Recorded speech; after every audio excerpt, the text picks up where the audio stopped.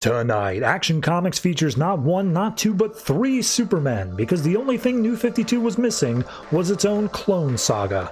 Harley Quinn and her gang of Harleys is quickly becoming the kind of book that you need to prove that you're 18 or older to try to read. And Gotham Academy is wrapping up its yearbook storyline. And by storyline, I mean like maybe 5 full pages of story. All that and more tonight on the Not So New 52.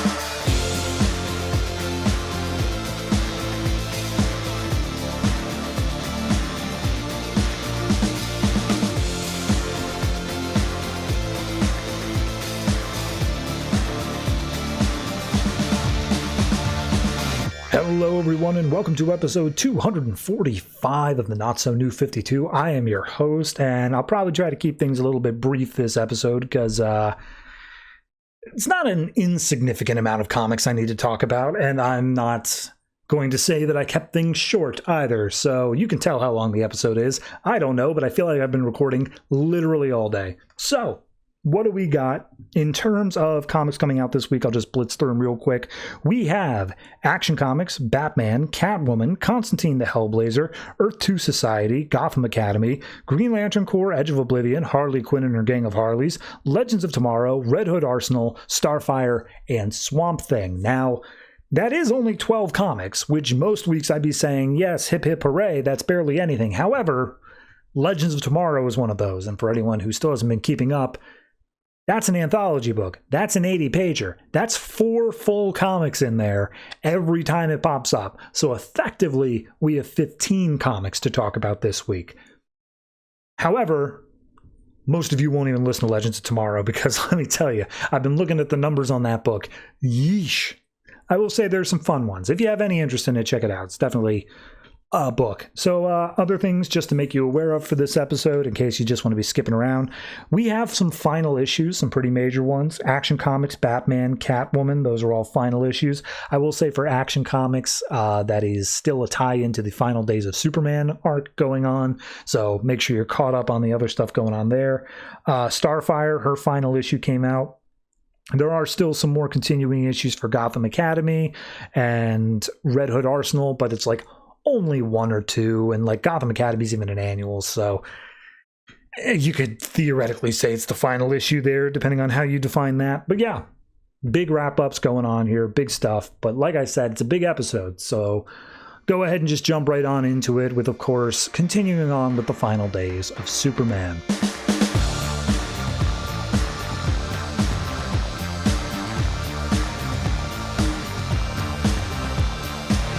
Action Comics number 52, written by Peter Tomasi, art by Dale Eaglesham and Scot Eaton. So, Final Days of Superman continuing on in the final issue of Action Comics. I believe the final issue, or the previous issue, was Batman's Superman, where they flew to China, discovered that the Chinese government / a rogue agent was behind the Solar Superman, and then they were told, all right, get the hell out of China. So that's that. We open up with Clark and Diana flying through the sky. They're holding hands, and Clark is just like, I'm going to miss these little moments, these tiny ones, and I feel like I've taken it for granted, and just how fleeting all this is. And as they're flying through the sky, he all of a sudden feels a bump of the kryptonite poisoning, and he's like, oh, okay, hold on, and he lets go of Diana's hand, and she's like, you good? And he's like, yeah, I'm fine.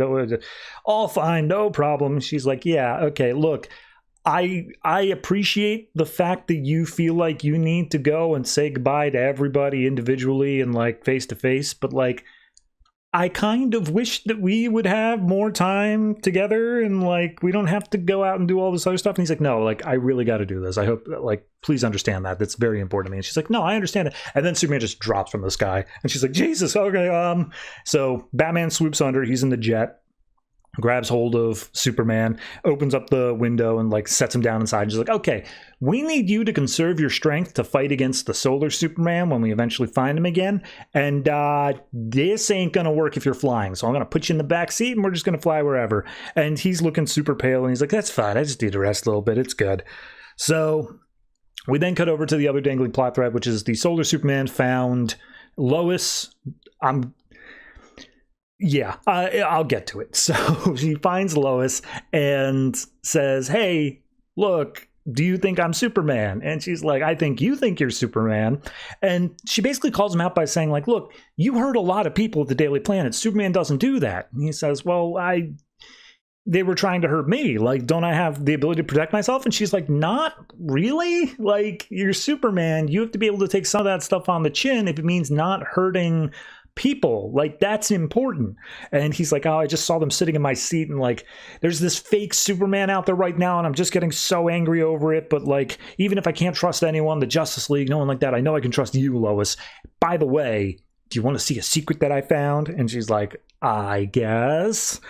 So then we cut to the secret, which is a small farmhouse out in the middle of California, home of Clark and Lois White, along with their son, Jonathan. And for anyone not reading Superman, Lois, and Clark, go read that. I can't explain everything. So we see that Clark and John are there. They're making breakfast. I guess Mama's out at the moment doing whatever. And it's dinner time. They're making breakfast for dinner. I think that might have just been a backtrack when the art didn't line up with the words.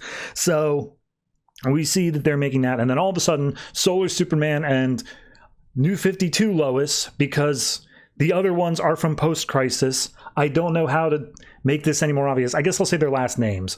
So Lois Lane comes in, and he's like, I smell pancakes. Let's sit down and have some food.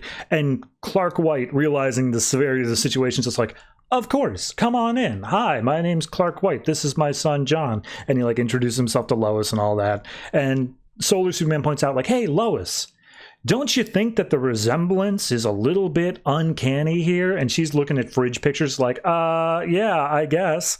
And he's like, yeah. And I'm Superman. This is Lois Lane. And he's just like, yeah, okay. Why don't you have a seat? And John, why don't you go outside and play with the dog? And Solar Superman's like, actually, I think I'd rather John stay here with us. And Lois is like, that's a kid, man. We just talked about this. And he starts getting more agitated, more mentally disturbed. And he's like, see, I'm not sure. My name's Clark, but it's Kent. It's not White. And like, I don't have a son, but I always thought about having a son one day. And why was I drawn to this place? Can you answer me that, Mr. White? And he basically looks at Clark and says, look, do you think you're Superman? And he's like, no, you said you're Superman. I'm just Clark White. I'm just your average, ordinary farmer guy. I got nothing going on at all. And then Solar Superman turns to Lois and is like, check this out, and blasts Clark with a bunch of energy, blowing his shirt up, revealing the black Superman suit underneath, and immediately Clark is like, I ain't having this. Grabs hold of Solar Superman. It's like, you come into my house, you threaten my son, how dare you? And they just blast out through the roof. So cut to the Trinity, and they're coming up on the Pacific coast. They've made it back to the US, and then all of a sudden, there's this surge of energy, and Superman also has like a little flash of his own, like a little kryptonite spark, and immediately they're like, oh, it matches your solar flare energy. It's down in this little tiny Californian town. And Superman like pushing on the glass. He's like, let me out. I got to fly down there. I was like, bro, we're flying down there now. Just stay in the plane. Meanwhile, because Clark flew out of the house, it is literally falling apart around New 52 Lois and John. And she's like, okay, kid, are you all right? And she's like, yeah, but where's my dad? And she's like, I don't know, but we got to get out of this house.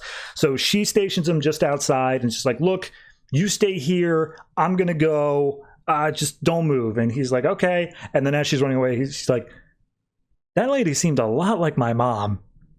So we see Clark White is fighting against Solar Superman. And as they get to a clearing, Solar Superman's like, oh, you're a fraud. I'm the only Superman allowed to exist on this earth. But don't worry, I'll take good care of John. And Clark White's like, over my dead body, man.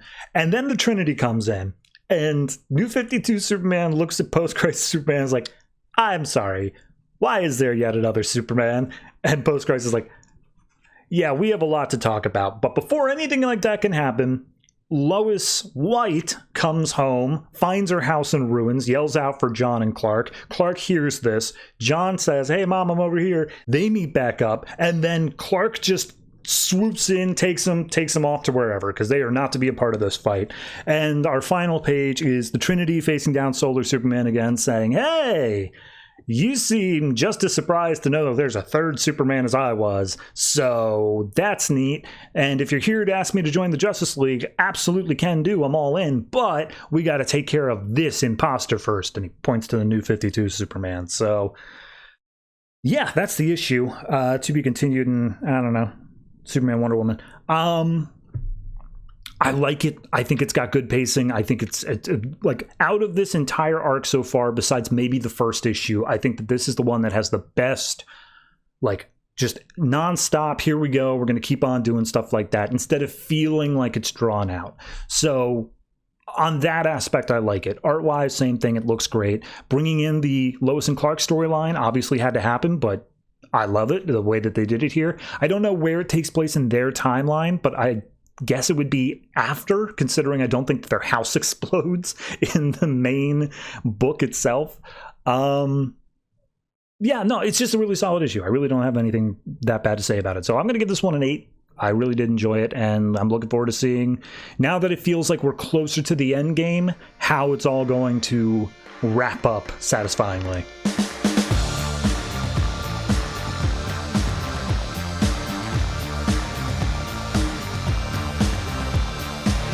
Batman number 52, written by James Tynion IV, art by Riley Rossmo. So, kind of just a standalone thing, but does clearly take place after the end of everything else with Batman.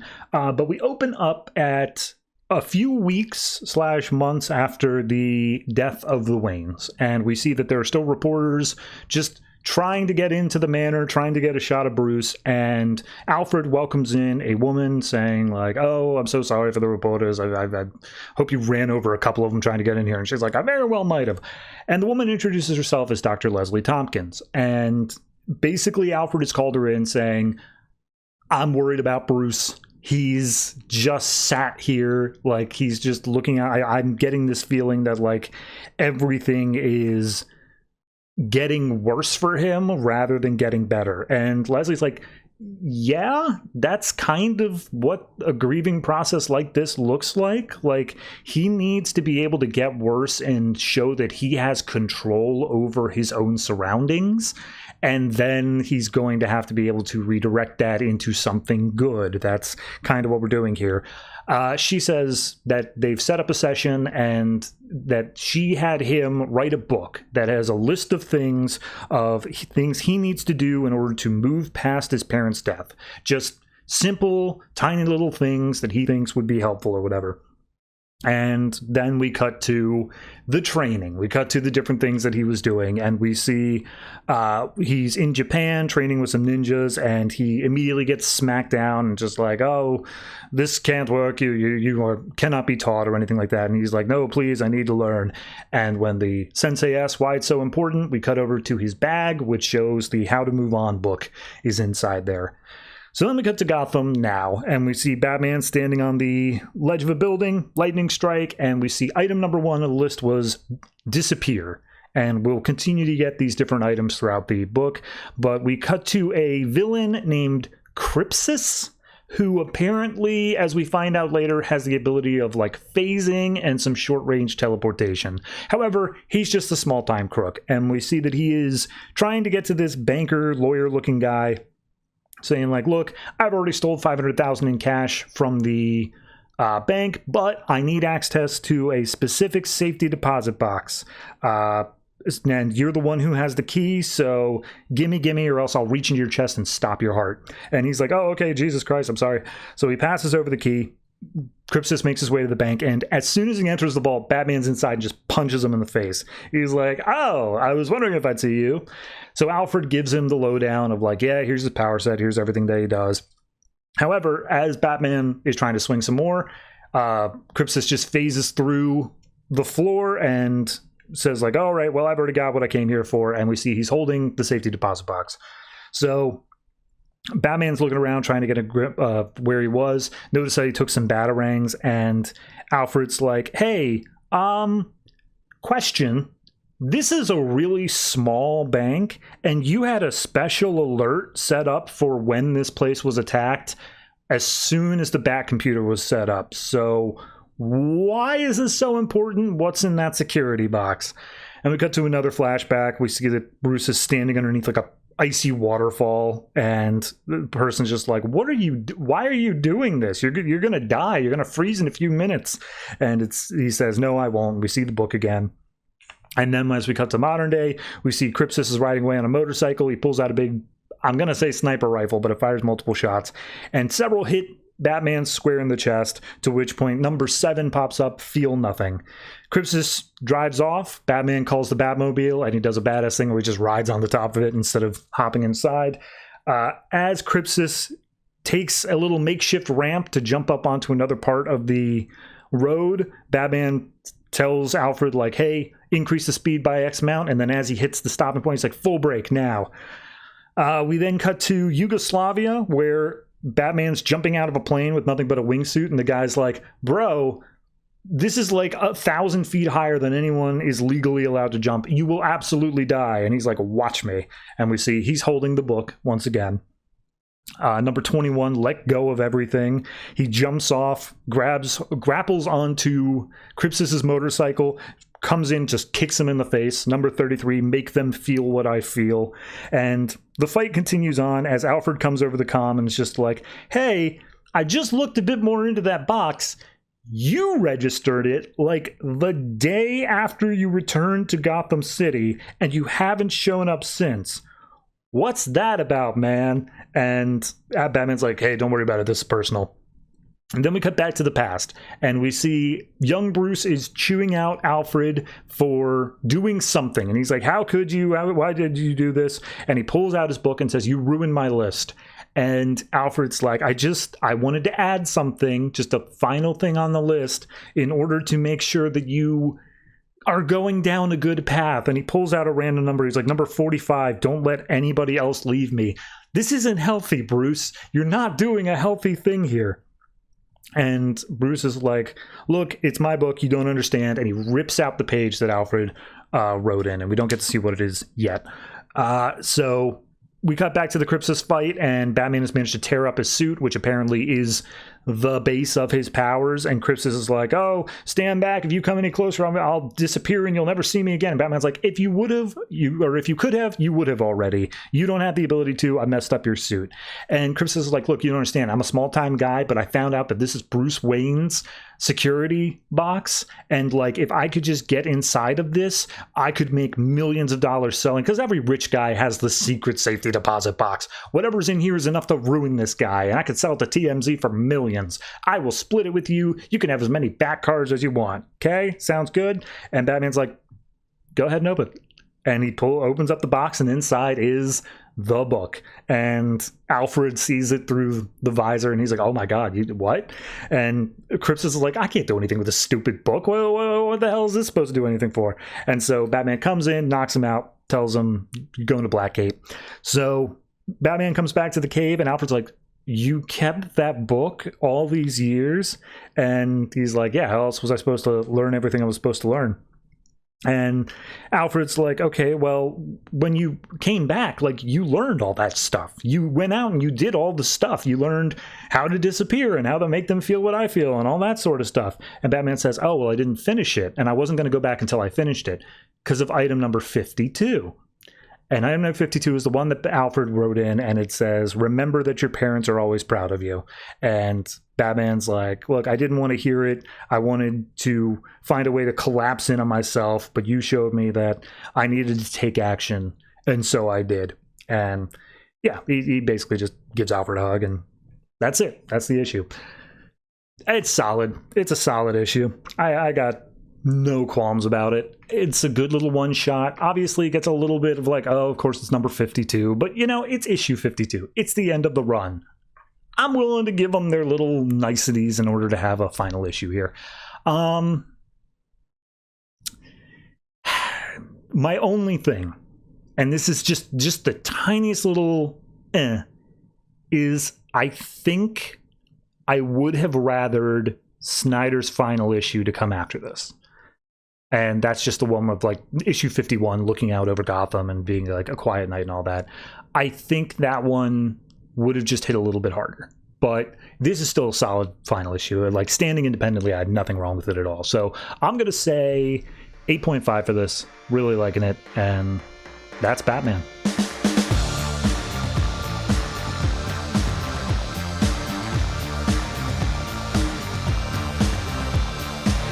Green Lantern Corps Edge of Oblivion number 5, written by Tom Taylor, art by Scott McDaniel and Ardian Syaf. So, last issue we had the reveal that, wouldn't you know it, the two big giant people that were supposedly good guys are actually bad guys, and the bad guy's actually a good guy. And then Guy Gardner was under some sort of mind control. This issue picks up with a flashback to Guy's past, being beaten by his dad, and he's like poking the bear. He's saying like, oh, Dad, that's all you got. Just if beating up kids is tiring you out, maybe you should sit down for a while. And then we see his mom coming up afterwards and being like, you shouldn't do that. And he's like, oh, but if I do it, he will focus on me instead of going after you guys. And the mom's like taken aback by that. And he's like, we should probably leave. And the mom's like, it's not that simple. To which he's like, it's okay. One day he'll be gone. So we cut to him waking up, and he snapped out of it. Everything's fine. For some reason, the lanterns can tell that. And he's like, cool, somebody give me back my ring, because currently I'm in my underwear and the ring's got my pants. So he puts it on and he starts just walking through what happened. He's like, so I attacked you guys and I warned the bad guys that you were coming. And Kilowog's like saying, yep, that's exactly how it happened. And Simon is trying to say like, hey, it's okay. Like, you weren't yourself. But Kilowog stops him and says, no. He's going to go from upset and ashamed to angry in about 10 seconds. And we want him at that angry spot. So he's like, I was used and eaten by world eaters. Let's go kick some ass. So they basically start laying down a plan. It's like, all right, the Blackest Knights, which is the name of the monsters, they are going to have our friends under their control, along with like a bunch of other lanterns, pretty much twice the amount that we have here.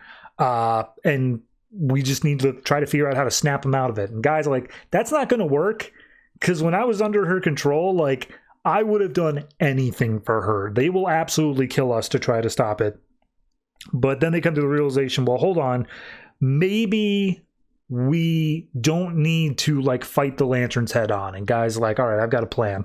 So we cut back over to John talking to Dismas and Asuras or whatever, and is like, look, the rest of the Lantern Corps, they're not coming for the city. They're coming for you guys. I need you guys to stow yourselves away. Stay hidden, because that's what's going to be important. If we need you, we'll call you. And Dismas is like, there's only 4 of them. Like, who cares? And it's just like, one of them is Kilowog. He trained all of us. He knows our weaknesses. Like, I just want to play this one safe.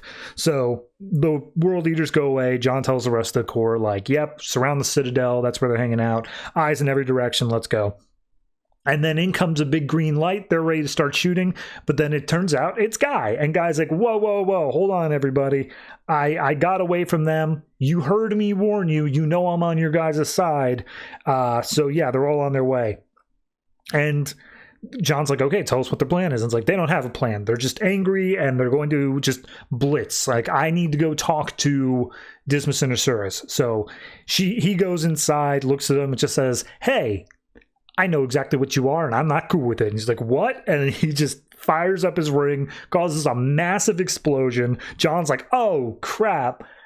We got played. And then down on the ground, I guess in disguise, was Kilowog and the rest of the gang. So they all get unmasked. They come out, and their goal is to hold off the rest of the Corps while Guy handles the Blackest Knights. So he sends them off into space. He heads up as deep as he can.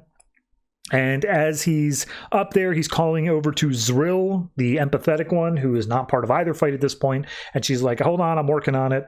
So the rest of the Kilowog's group get captured, and in comes the spacefaring lanterns, the ones that have been out in deep space for a while. And immediately it's Iolandi and a couple other ones. Iolandi's like, what the hell are you guys doing? And John's like, they are here to attack. They're going to take out these people. They need protecting and whatnot. And Iolandi's like, regardless of the situation, all I see is lanterns that are attacking each other, and you've got them bound up. If what you're saying is true, so be it. But you need to have a conversation, man. So out in space, we see Guy is kind of getting his ass handed to him. but he's taking the punches so that the rest of the Corps doesn't have to. It's like a theming thing.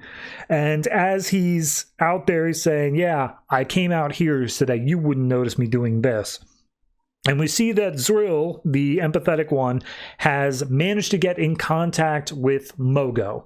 Of course, the whole planet is Mogo, but gotten in contact with Mogo and gotten him back online and has Mogo fire off a planet-sized energy beam straight at Dismas and Asuras, which causes them to get all broken up. Whatever sort of cloaking technology or whatever they had fails, and in front of John and the rest of them, they see the true forms, which are giant, I don't know, beholders. Best way to describe it, they're balls with mouths and eyes and tentacles. That's what they are. And they're both just like, all right, well, screw it. This universe is going to end in like a few hours anyway, so let's just feast on these planets and move on. And John is like awestruck, and guy comes up being like, yeah, I know, right? Can you believe we wanted to work for that? So yeah, that's the issue. Yeah, it's fine. It's I mean, it's forward motion. It's doing a good job with it. I really don't have an issue with the issue on its own, I guess is what I'm saying. Obviously, I have been on this series a little bit more where it never felt like the end of the universe being around the corner is a big deal. I stand by that with this one, but at the very least, I am more into the story that they are telling. Mind you, everything was predictable as hell, but predictable doesn't always mean bad. So I'm going to say 7 for this one. Don't really have much more to say on it. Just hope that the ending can at least kind of nail it.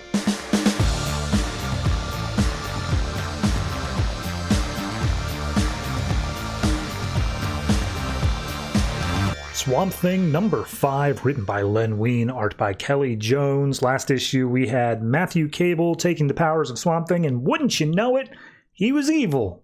Who would have thought? So he's taken over this small town in Louisiana right outside the bayou with eyes on the greater world at large. So, oh, and also Al Collin probably dead. So we see, he's taken control of the entirety of like the police force, and he's got, I can't remember her name, Louisa Fox? That sounds familiar. It was Sheriff Fox is held up there. And Sheriff Fox is like, oh, well, if you're a peace officer, if you work for the law, you got a lousy way of showing it. And he's like, shut up. I'm doing this for the greater good. And he like wraps vines around her mouth. And he turns over to the television station that has cameras there. And he's like, we rolling? Cool. And he basically just gives his manifesto. He's like, people of the world, my name is Matt Cable. I worked for the FBI. Now I'm Swamp Thing. I'm taking over the government. You're going to give me all the power, or else the Green is going to completely destroy absolutely everything human on Earth. And apparently he's already done stuff around the world. The Colosseum, the Eiffel Tower, the Pentagon have all been completely overrun by plants. And he's like, give me whatever I want, or tomorrow the apocalypse begins.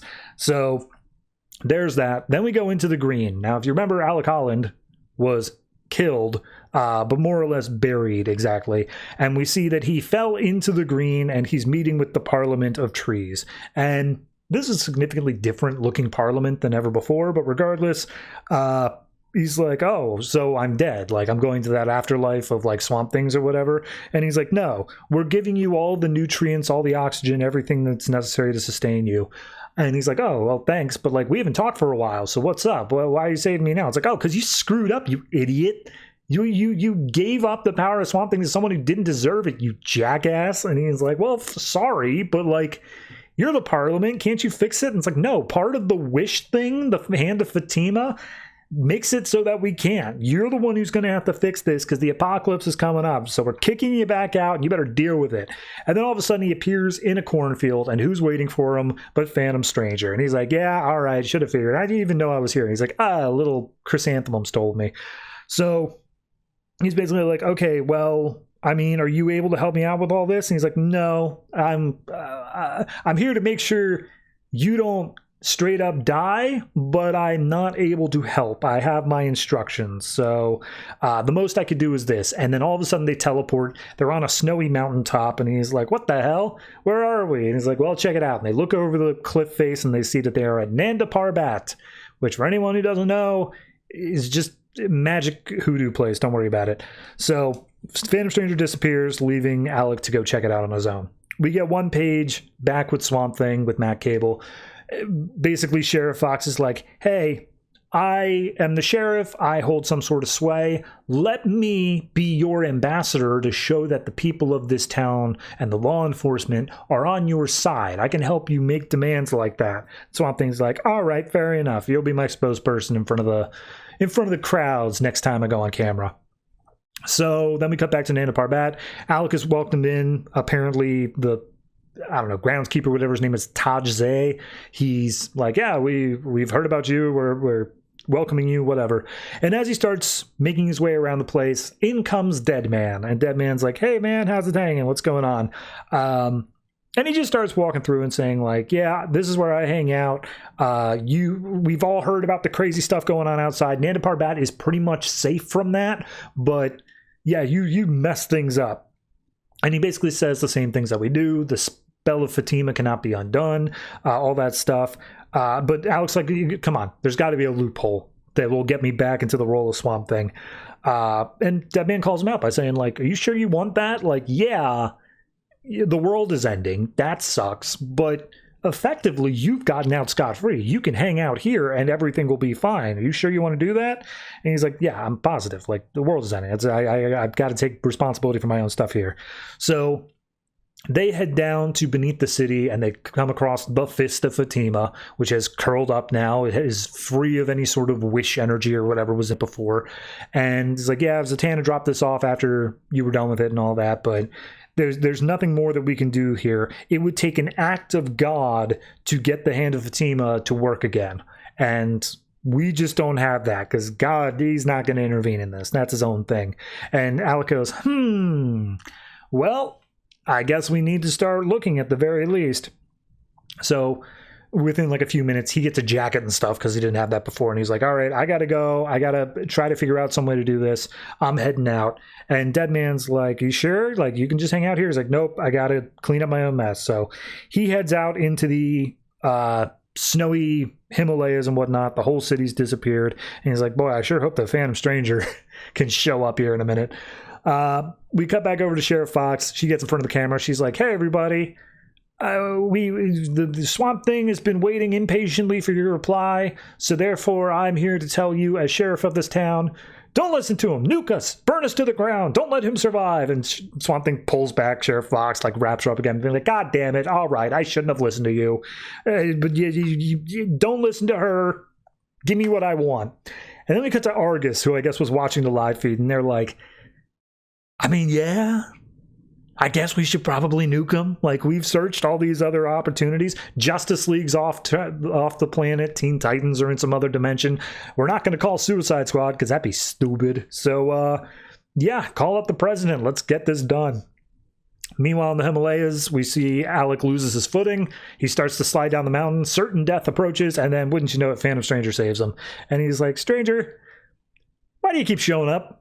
This is like the third time. Like, what's going on here, man? And he's like, look, I am going as I am required from my boss, who works in mysterious ways. So don't pretend like we understand what's going on there. And he's like, fine, whatever. Can you help get me to where I need to go? Because otherwise it's going to take way too long. He's like, all right, where you need to go? To the bayou? He's like, no, I actually need to go to Gotham. So we cut to Gotham, and we see a woman is just getting beaten up and mugged in an alleyway. And then in steps Jim Corrigan, who says, hey, cut it out. I'm a police detective. I'll arrest you both. And they're like, yeah, you in what army? And then the Spectre comes out, because that's Jim Corrigan's whole thing. And he's like, oh, I've judged you too guilty, but taste this justice. And he forces the two guys to start fighting against each other. Because, I don't know, that's justice. So Spectre goes back into Corrigan's body, and then Alec comes out of the hallway. It's just like, hey, man, that was crazy. It's me. It's Alec Holland. I just wanted to talk to you. I got the Fist of Fatima here with me, and I'm thinking that maybe you and I should have a little chat about getting this thing working again. And that's it. That's the issue. Yep. I mean, clearly Matt Gable wasn't going to get control of everything. I will say, and this isn't on Len Wein, because obviously there's only so many stories like you can tell in different ways, but there was in the Charles Soule run of Swamp Thing a very similar story of Alec losing his powers and then blah blah blah. This is playing out differently, but not by a lot. And I don't know, I guess I would have liked to be just a little bit more creative, a little more different and off the wall, because that's, from the beginning, that's what I felt it was going for, more off the wall. So it's still good. It's still fine, especially if this is the only one you've read. It's not like you have anything to compare it to. And the art's just also fantastic. Really don't have any complaints there. So, collectively, 7.5. It's good. I wouldn't quite put it in great territory, but I'm looking forward to seeing how it ends, because I have to imagine it's going to be God himself intervening, which, yeah, that's a twist.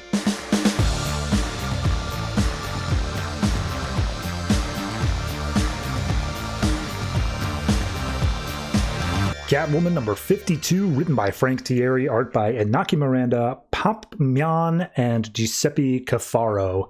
So, last issue, we set up a whole new arc thing about the nameless mask and blah, blah, blah. Whole big ending was that Catwoman's ex-lover, David Franco, is apparently the new White Mask, who is the leader of a whole face society thing.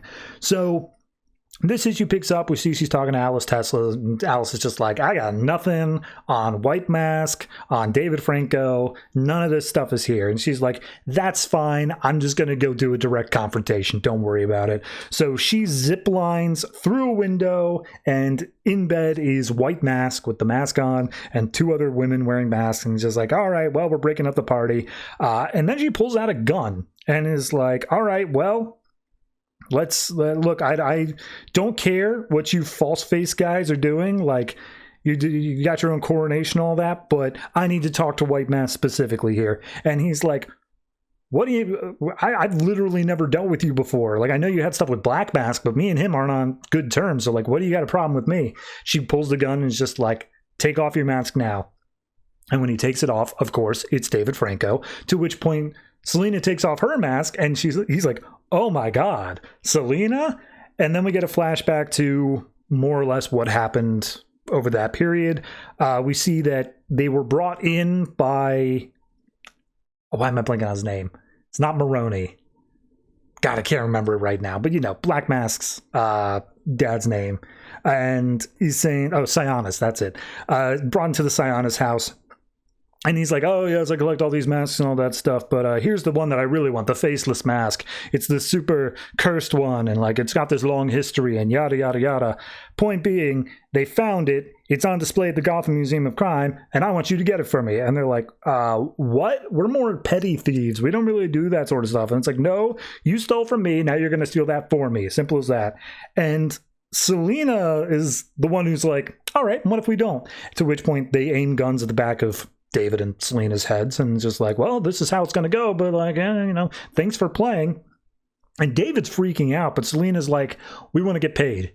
David's like, I'm sorry, are you negotiating with the guy who's got guns to our heads? Because I think he's in all the chips right now. And Sionis is like, all right, I like your spirit, Selina. What are we looking at there? And she's like, look, 30 grand on top of everything else, because you must have chosen us for a reason. Like, you know that we're perfect for this job. So ask yourself, how badly do you actually want this mask? And see if it's worth 30 grand. And David's just like, what? But Sionis is like, yeah, sure. All right, let's do it. You got yourself a deal. So immediately Selina gets up like, all right, get the money ready. We'll have your mask by the morning. And as soon as they get outside, David's like, what the hell was that? Like, should we just bail? Was that the whole plan? We got to get out of here? It's just like, no. You said you wanted to play with the big boys. Now we are. So let's go. Let's go steal the mask. So we cut back to now. David's trying to explain himself. He's like, Selina, listen, hold on. Like, this is all one big misunderstanding. And as she's chewing out David, basically saying like, oh, maybe the faceless mask has something to do about it. It's got magic powers and whatnot. Maybe that's what brought you back from the dead. However, the gun is shot out of her hand as we see some other masked people show up. She doesn't know whose side they're on, but it seems like they're against David as well. And so she's like, well, as long as they're all focused on him, I can disarm all of them. So she, I think, uses her whip to steal all their guns. David gets his hand on one, and then we see the reason that they're here is because Black Mask is here. And so he's also got a gun trained. And Selina's just caught dead center in the middle. And she's like, all right, well, I've got my own history with Black Mask, so this is a problem now. I don't think I'm quite situated to deal with. So we cut back over to the Sionis household. News broadcast is saying, oh, there's been a break-in at the museum, and we're still taking stock of what has and has not been stolen. However, the only thing that's been stolen is, of course, the nameless mask, to which they show up. And it's like, all right, cool. Give me the mask, you get your 30 grand, everything's square. To which David then starts getting the antsy with the deal, and he bashes one of the guys with a pistol in the back of the head and says, oh, no, I'm changing the deal. Pray I don't change it further. And he basically he's not even asking for anything here. He's just saying, I've been thinking about it. $30,000 is nowhere near enough. We're going to be asking for a hell of a lot more because it's right here. It's right outside your grip. And you know what? We're going to ask for some of these fancy masks too. We're going to be doing all this. And now Selina's the one who's like, what the hell are you doing? Are you crazy? What's going on? And he's just like, nah, we're 30 grand was enough to get us out of here. Then my new deal, it's going to get us set up in the penthouse. We'll be set for life and nothing's going to, and then he gets shot. And just straight through the chest, just straight up dead. Some random guy off to the side just shoots him and picks up the faceless mask, hands it over to Sionis, and he's like, well, that's sucks for him. Selina, I could tell you didn't have any part in this, so fair enough if you want to get going. You don't get any money, if that wasn't clear, but just get out of here for it. And she's staying with David and just like, oh no, David. And he's like, no, you gotta go. I messed up pretty bad here. Goodbye. And she gives him a kiss, says that she loves him, and leaves. Cutting back to now. It's a standoff between Black Mask and David. And David's just like, look, Selina, whatever issues we have, just come back to me, be on my side. We take out Black Mask and then I can explain everything. And Black Mask is like, I can explain everything right now. I can tell you exactly how all this happened. You want to hear about it? And Selina's like, yes, I do. To which point he's like, all right, fair enough. So turns out that I don't know where in the timeline this fits in, but it seems as though Black Mask's dad, so the original Sionis, wanted to set up part of his criminal empire out in Europe. Black Mask didn't want anything to do with that. He was like, nah, I'm here, I'm doing this. So at some point, he came across David and saw his spunk. He realized like, oh yeah, this guy's got it. He's hungry. He doesn't have any connections to me. He's perfect. And he talked to him and convinced him into running his empire in Europe. However, they had to effectively fake his death and like remove all those previous connotations. So somewhere in the middle of everything, they set him up with like a squib vest and like a blood bag and all this extra stuff, loaded up a gun with blanks and faked his death. He took on the persona of White Mask, went over to Europe and set up the whole empire over there. So Selina, she hears the story. She's dead silent. Black Mask is like, look, I'm not here for you, Catwoman. I'm here for the mask and I'm here for him. So like, you want to leave, you can just leave, or I can shoot you and we can like have it out with each other, however you want to have it. And Catwoman just looks over at David and just like, nah, you can take him. And he's like, wait, no, hold on, Selina, let's talk about this. Like, I always meant to come back to you. I swear, it was just never was a good time. And she's like, nah, you're White Mask. I don't know what happened to David, but you're not him, because David's someone I loved very dearly. So I'm out. Goodbye. Hope it was worth it. And as she leaves, Black Mask is like, all right, cool. So, White Mask, me, you, fighting to death over the nameless mask, which happens to be sitting in the... What? And of course, Catwoman walked out with the mask. When no one was looking, she grabbed it. She bailed. And she's like, well, at least tonight wasn't a total bust. I mean, a cursed mask. How ridiculous. And that's the book. That's Catwoman. That's how it ends. Yeah, I mean, it's a fine two-part story. I don't really have an issue with anything that the story did. It's a perfectly fine and suitable. Having us all basically just set in one room over the course of like a couple minutes, fine, fair. I have absolutely nothing wrong with that. But here's the thing. With so many of these other books, there's been such a clear and present vision of like, here's what this character is, that when it's been ending, it makes sense. Like, it's this epilogue. It's putting this capper on the whole thing. I don't feel like I ever got a grip of who Catwoman was over this run. It changed so many times of like, oh, general thief, to whatever the hell we were doing during the Innocenti run, to the mob boss, to back to thief again, and now this thing with the ex-lover and all that. Like, it's bounced around. It's not supposed to be an epilogue. But in so doing, it also doesn't feel like an ending. It just feels like, tune in next week for the next Catwoman, which, to be fair, there wasn't one for like 3 years. So, yeah, there's that. All in all, I mean, it's a fine issue. I'll say 7. It's fine. Like, I really don't mind the issue, but it's just as the final issue of a run, like, no, it doesn't feel that way at all. It feels like, no, you're about to get another one next week, but we didn't. And so here's what we got. So I'll say 7, but yeah, Catwoman, what a strange book, beginning to end.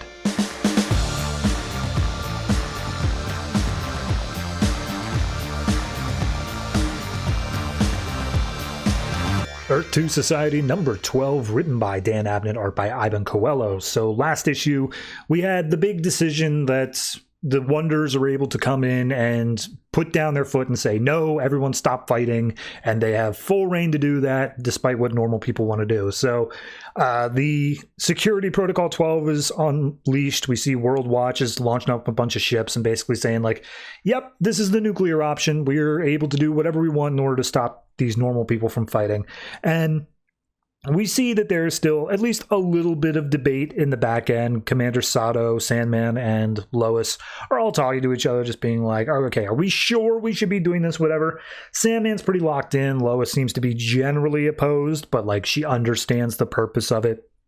And Sato's like, I have to protect the planet, regardless of what that means here. So she specifically says lethal force is only as a last resort. There was never to be anything where we lead with that, but otherwise we stop the fighting however necessary. So Commander Steel comes out with a bunch of soldiers. They get out into a field, and we see that Power Girl, Huntress, and Flash are there waiting. And it's like, oh, cool. You guys are in. You've already heard that we're doing the Security Protocol 12 thing, so let's get out there. And Flash is like, no. I was like, what do you mean, no? And he's like, he said no. And everyone's standing together. They're like, no, we're not doing this.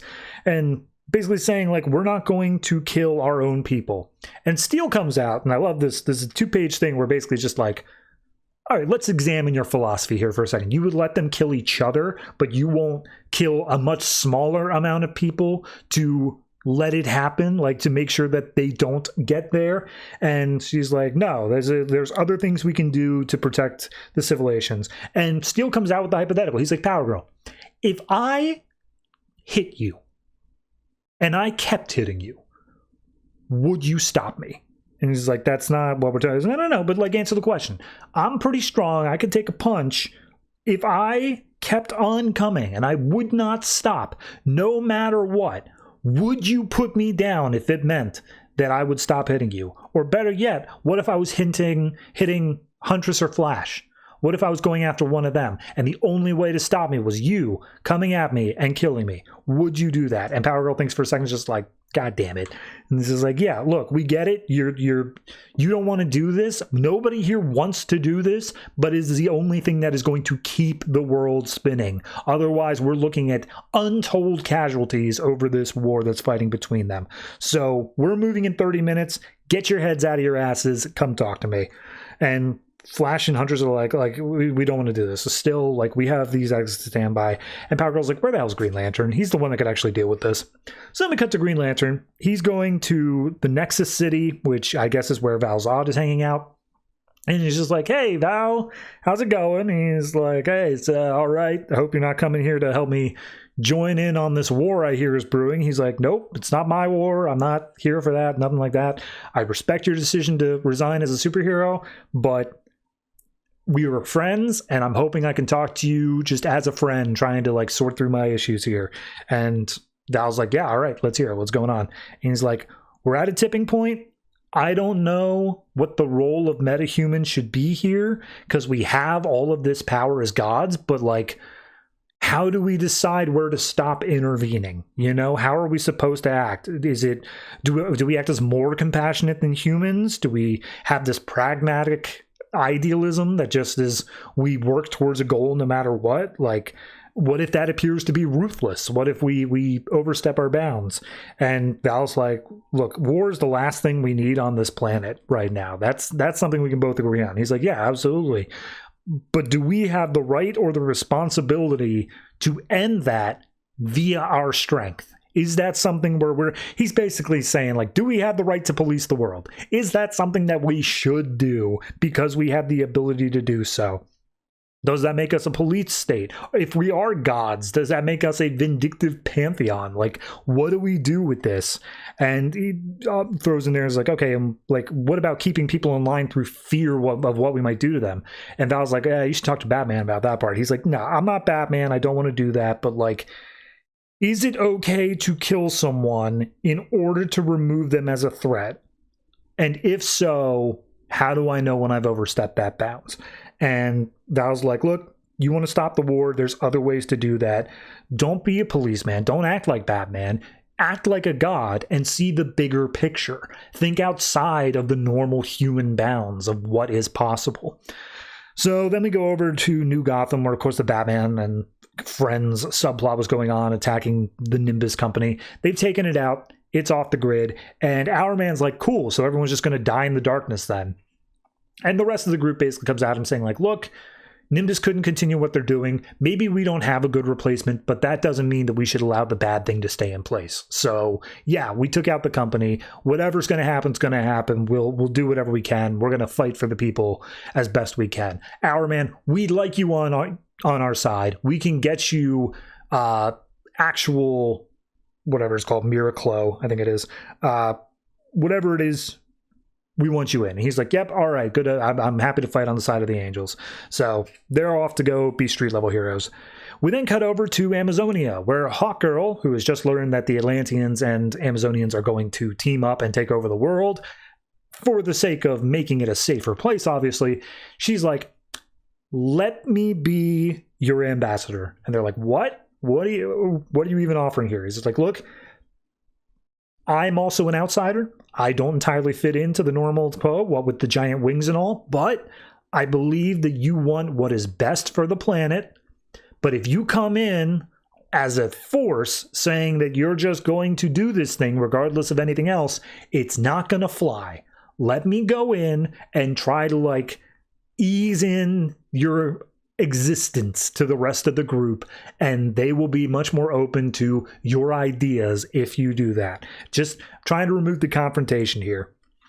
And whoever the Atlantean one is, I can never remember her name, Aquawoman steps up and she's like, look, that'd be great, and, like, you're welcome to do so. However, our scans are saying that your guys are about to go to war, and if they are about to do a full-scale fight, then we're going to jump in and we're going to stop that before it happens. Like, we're not going to get a say in that. It's just what's going to be there, or else there's not going to be a world left to save. So we go back over to Commander Steel. He's apparently some, like, little militia groups have already shown up. They've started shelling them. They haven't fought back, but they're requesting permission to do so. And that's where Power Girl, Huntress, and Flash show back up, and they're like, we want to stop the war, but we absolutely are not cool with killing. Like, that has to be the absolute last resort. And we see this is all relayed back to Home Central, and they're like, okay, yeah, everything's good. Let's go. Tell them all to stand by. Wait, hold on. Green Lantern showing up. And in comes Alan. He's as kaiju sized, and he's like, hey, I got something to say to Commander Sato and the rest of the world. Our world is in crisis right now. I don't want that to continue. I'm not going to let people die. So, and I also don't want you guys all listening to me either as, like, a god. I'm not going to force my will upon you. But this particular war, this fight, is over energy. It is over the idea of natural resources and not having enough to go around. So, and he makes some constructs of, like, some building looking things. He shrinks back down and he's like, I may not have the cure to all of fighting forever, but I can at least help this one issue right now so we don't have to worry about it. And he walks into the building, he takes off his ring, sets it in a pedestal, and we see that through his godlyhood, he has essentially managed to make an unlimited energy supply source via the ring that is hooked up to all the cities around Earth 2. And that's it. Energy crisis solved. He just did it. And because of that, he no longer has access to the ring. He's just Alan Scott now. He doesn't have anything power-wise. He comes out, Power Girl gives him a big hug. He's just like, oh my God, you gave it up. What are you going to do? And he's like, oh, I'm just going to be a person again. I'm just going to live. I'm just going to feel. I've missed that for so long now. So as he's sitting there and everyone's rejoicing, war can be avoided for one more day, we see that there is someone watching via some monitors, and he's saying, my plan worked perfectly. I stoked some unrest. I genetically engineered a few monsters, and wouldn't you know it, I got Alan Scott, the only one that's a real threat, off the board. So now my true plan can begin. Ultra Humanite. Yeah. How the hell did Ultra Humanite get to Earth 2? He had to be on a ship somewhere, right? I'm curious to see that explanation.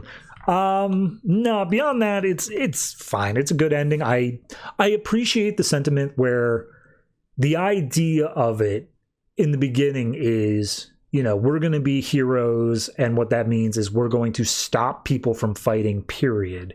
And that does feel like an admirable goal, but I like how Alan comes down and basically says, that's never going to work.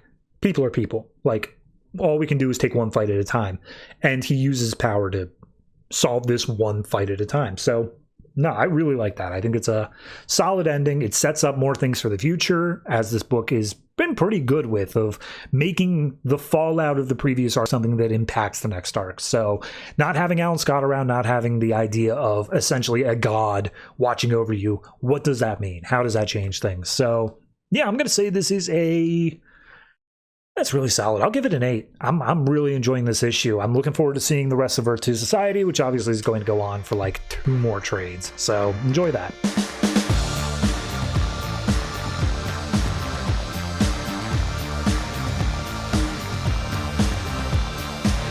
Starfire number 12, written by Amanda Connor, Jimmy Palmiotti, art by Elsa Charretier.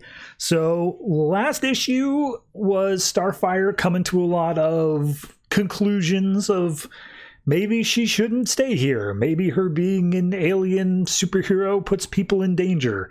So she had that, and also Fantasy Fest was going on. So we open up this issue with slightly ahead in the future. Starfire's sitting on the beach talking to Silky, saying like, like there's I love it here. Everything's great. There's so much beauty and everything going on. But like, we don't quite belong here, right? Silky's just like doing those little trills or whatever.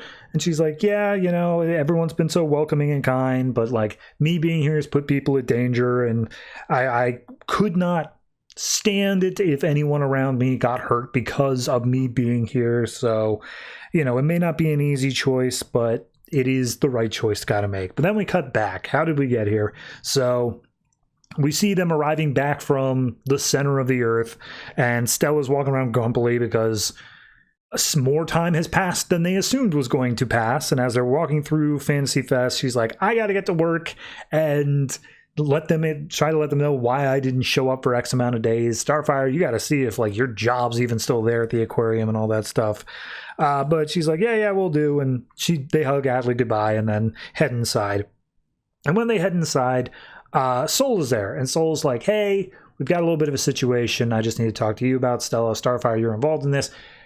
When you were down on your trip to the center of the Earth, I was brought to visit our aunt who suffers from multiple sclerosis. And she's not doing well, and she needs constant care, and that's kind of, we got to step up and do that. And Stella's like, oh, okay, should we put her in her home or something like that? And Soul's like, no, look, we're family. She basically raised us. That's what we need to do, the same for her. So Starfire, I hope I'm not being too abrupt with all this, but I moved your stuff out of the pool house and I'm moving her in. She just needs us right now. I hope you can understand. And Starfire's like, yes, of course, absolutely. And we also have quite a bit to talk about, but I'll let you guys talk for now while I go check on my job and see what all is going on there. And as she leaves, Soul's like, did something go on down there? She seems like in a different mood. And Stella's like, yeah, you have no idea. So Starfire goes back to the aquarium. Her position's already been filled because she didn't answer calls or anything like that. So they say, look, we loved you though. Like, we're doing an expansion in a couple of months. If you want to reapply at that point, by all means, we'll definitely hire you. And she's like, okay, well, I don't know if I'll be here, but thanks.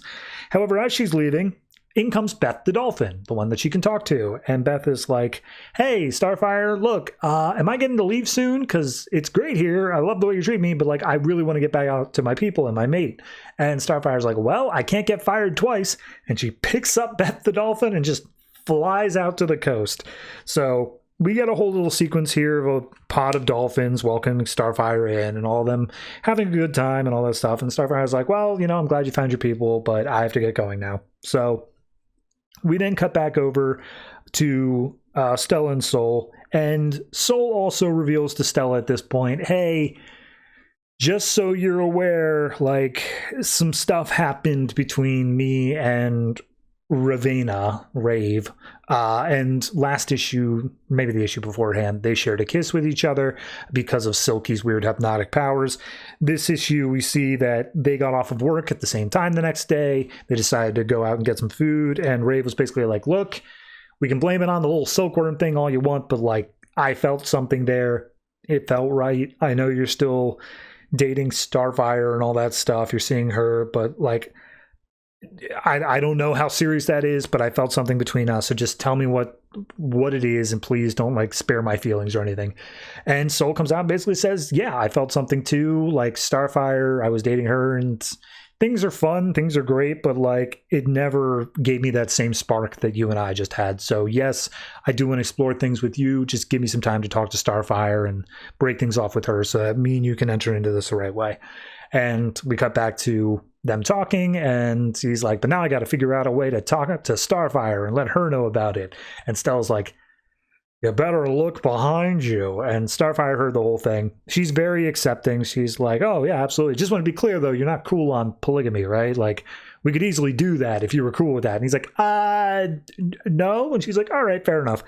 And yeah, she basically says like, look, I would like to have a party tonight, and all of us enjoy Fantasy Fest together.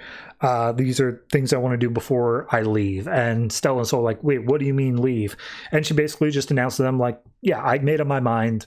I shouldn't belong here. Things that I've learned over the past few weeks and all that is that you guys have normal people lives, and me being here puts that at risk. And I just think it's time that I move on. And they're just like, hey, that's what? No, we shouldn't do that. But we do cut to the farewell goodbye. It's a big picnic with pretty much every character we've ever met up to this point. And she makes the announcement to the rest of the group saying like, oh, hey, I'm leaving Key West. I'm going on a new and different adventure. And some people are kind and supportive. Other people are trying to come in and maybe make one last little jab of like, hey, maybe we can make things happen. She's like, maybe. But then the one that really stinks is Adley. We see that she's waded out into the ocean a little bit. And Starfire recognizes how much this hurts extra because they kind of have like a sisterly bond thing going on. And Adley's like, oh, it's no fair. You just got here, and the second that we're close friends, then you're leaving again. And then all of a sudden, a little biplane, a little single passenger plane, just its engine stalls and it starts falling out of the sky. And Starfire's like, oh crap, all right, superhero time, let's go. I'll go rescue the guy, you make sure the plane doesn't crash. So she goes up, gets the guy out of the plane. Adley makes a hand out of the sand on the beach to catch it. The sand is not dense enough to catch a plane, and so it kind of just crashes through, and it doesn't hurt anybody, but it is a little bit of a hard crash. But everyone's watching on like, oh, wow, geez, what just happened? And they get medical attention for the guy, all this extra stuff going on. And Starfire's like, hey, you did great. No one got hurt. That's great. And we make a good team. Look how quickly we just came up with that plan, and we managed to make sure everyone was safe. Like, you should come with me on wherever I go. And Adley's like, I appreciate that, but I've made my space here. This is close to a fault line that allows me to get back home. This is where I've set up my base, and it would be irresponsible for me to leave. And she's like, all right, well, make sure you come to visit wherever I end up settling. And they promised to each other that they were going to see each other and all that stuff. And we see that she doesn't even stick around till the end of the thing. She just gets up and flies away. So At that point, we cut over to Fantasy Fest, and we see everyone's having fun down on the street, but Superman has decided to show up. Starfire's called him, and she basically says, yeah, hey, like, I want to move on. I appreciate of, like, helping me understand what I need and stuff like that, but I don't think I can stick around here specifically. And he basically says, like, look, there's going to be people out there that are going to accept you, and they'll be able to handle you, and they can do everything else you need to. Take all the time you need here to be able to say goodbye, but then come and see me in Metropolis, and I'll help you out however I can. And she's like, oh, okay, fair enough. So then she makes one last pit stop to go see Stella. Stella's reclining out by the pool, and they just have a heartfelt goodbye together, and basically says, look, you were always quick to teach me, never quick to judge. You were an amazing person, and I'm glad I met you. And she's like, oh, it's going to be hard to see you leave and all that. And she's going to say, oh, well, I could leave behind Silky as a reminder. And she's like, if you do that, I will shoot you. And they share a laugh, and we cut back to the modern day with what's going on right now.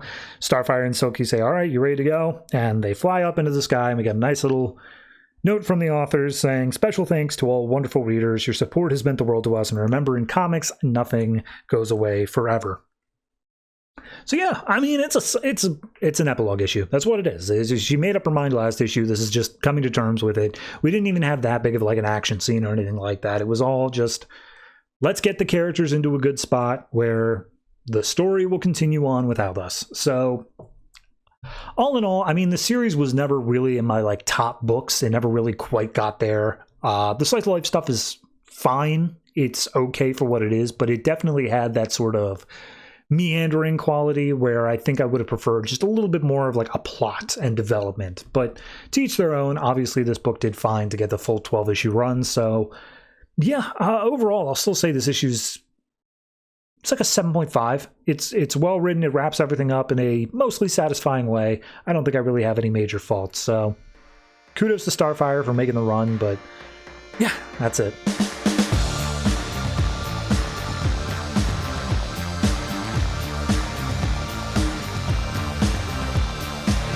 Gotham Academy number 18, written by Brendan Fletcher, art by Adam Archer. And again, it's the yearbook storyline, so it's a bunch of other people also doing their stuff up in here. But the framing device continues on from last issue, where Robin, for whatever reason, stole Maps' scrapbook and then started running. And we were in an old storage closet or a lab or something like that. This issue picks up, same place. He goes and hides inside of the closet inside this lab, and as they go inside, it looks like there's a bunch of taxidermied animals around the top, to which point Maps looks at one and says, don't you bite me, and we flash back to the first story, written by Brendan Fletcher, art by Moritat, which is Whatever Happened to Professor Milo. And I don't even remember Milo working at this school. Maybe he did, but regardless, we see that one day he was working as the science teacher, and then he looked out the window and saw Batman was talking to Headmaster Hammer about Tristan, aka the Man-Bat kid. And as he's trying to spy and see more about this, he gets interrupted by the coach, who's like, oh, you peeping, huh, Milo, you creep? And he's like, oh, no, it was just a mistake, sorry, bye. So he runs off, but turns out he does a bit more digging on Tristan's condition, finds out about the Man-Bat stuff, and he's like, oh, this is so intriguing. I need to figure out exactly what's going on here. And I guess he's put in charge of trying to cure the virus. So one day, as they're trying to do a treatment, Tristan looks out the window and sees Olive walking by, which is weird because we're in July, and he's like, why is there another student here? And Milo says, oh, she's also has a very special reason for being here at Gotham Academy, same as you. We cut to August, and we see the coach shows up and is like, hey, I had a toothache. You got something to help me with that? And he's like, maybe. And it seems that Milo is now doing experiments on the coach. Cut to September, and we see, I don't know, some other stuff. I'm guessing this is stuff that happened in the book. But regardless, the coach shows up and says, Milo, I need more serum. The beast is taking hold again. He's like, yeah, sure. So come see me first thing in the morning. So Milo manages to lock on to our Scooby gang. follows them around and is like, oh, they're connecting the dots behind the symbol of Arkham and all that. I've been trying to do my own research into all this. Like, maybe they can do all that. And he says how Hammer provided him a key to the genetics puzzle that is Tristan, but he always suspected he had another key that was important. And we see he breaks into Headmaster Hammer's room and steals one of the keys with the Arkham symbol on it. And he's like, haha, yes. However, Hammer catches him and fires him. And as he's leaving, he's like, oh yeah, I'm not going to continue to give that serum to the coach because I've been fired. Hope he does all right. So cutting back to the main story, they're crawling through an air vent trying to follow Robin because there was an air vent that he escaped through in the closet. And as they get out, they arrive in the shop class section, and they're like, where are we supposed to find Robin? And they spot some shiny silver footprints on the ground. Cut to a story by Steve Orlando, art by Minkyu Jung. There's a guy named Mr. Silversmith who teaches shop class, and he's like, all right, everybody, here's the deal. Like, yeah, you're used to learning about wood and whatever else here, but that ain't my thing. I work with silver, because silver is the goddamn coolest metal to ever goddamn exist. And he takes out this super precious plant thing, and he's like, now watch, we will be plating this plant in silver. And so he does so, and it looks all magnificent. And he's like, it's beautiful. And so tomorrow, you must bring in your own precious items to be plated in silver. However, they have to actually be precious to you. If I don't think they're sufficiently precious, you get an F. So everyone immediately was like, that, I don't want my things to be plated. Why would we do that? But we see later on that night, Maps is sneaking around because, I don't know, I guess she also doesn't want to do it. And as she gets into the shop class, she sees Silversmith is pining over a statue of a cat and talking as if it were his cat, because it probably is his cat.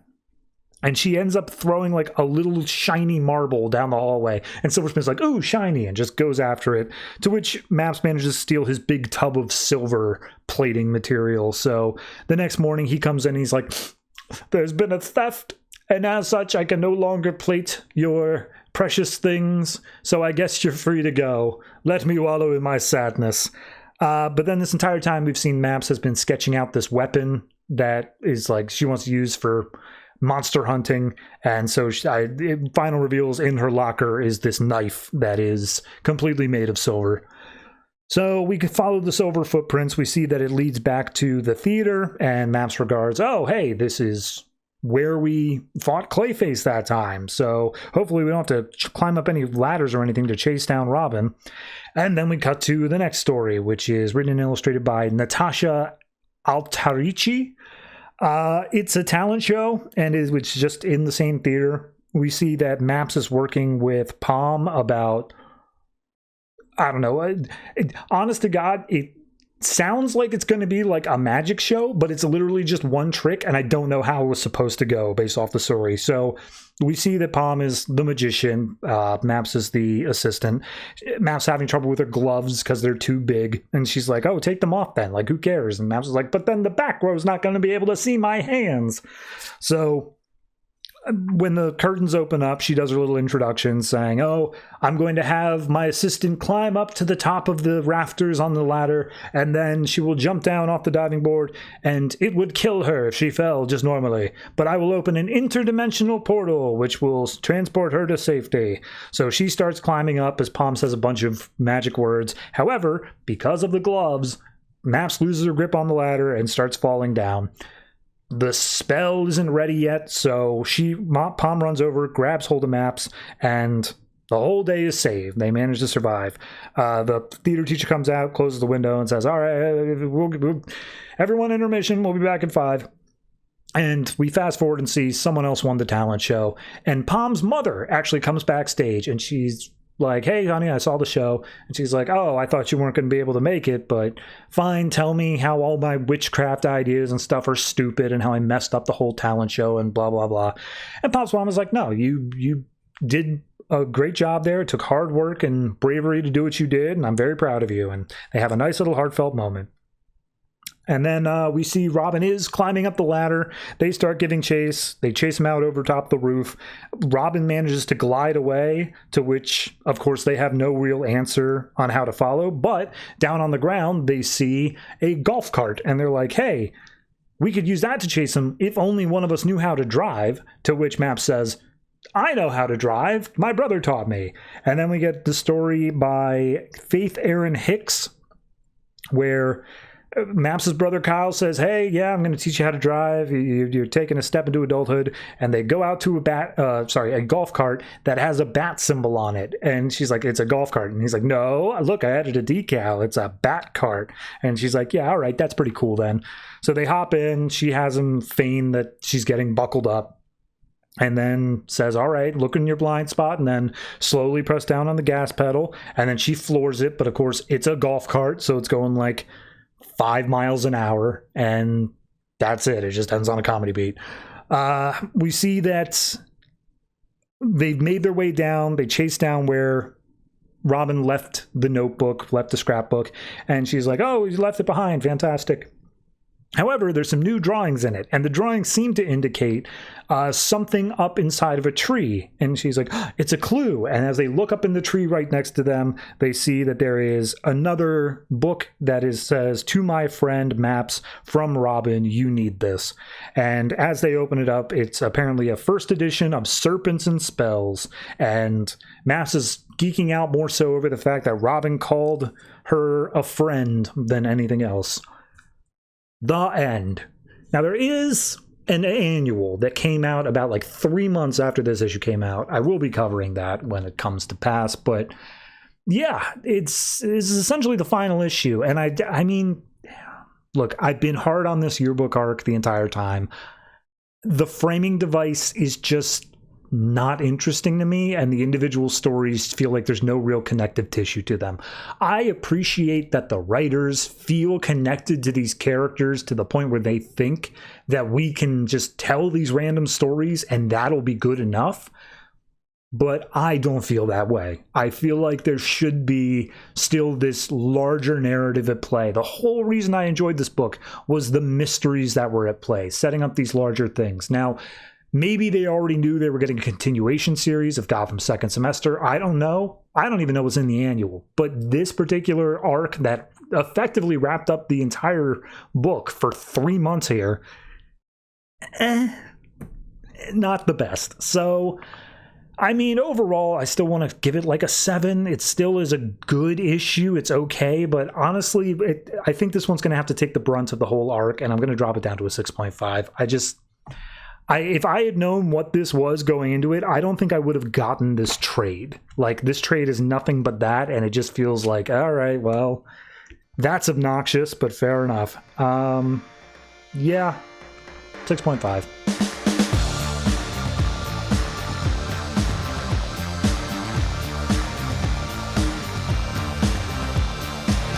Constantine, the Hellblazer, number 12, written by Ming, Doyle, and James Tynion IV, art by Eric Donovan. So, yeah, last issue left off with the one guy, I can never remember his name, but Constantine's on again, off again.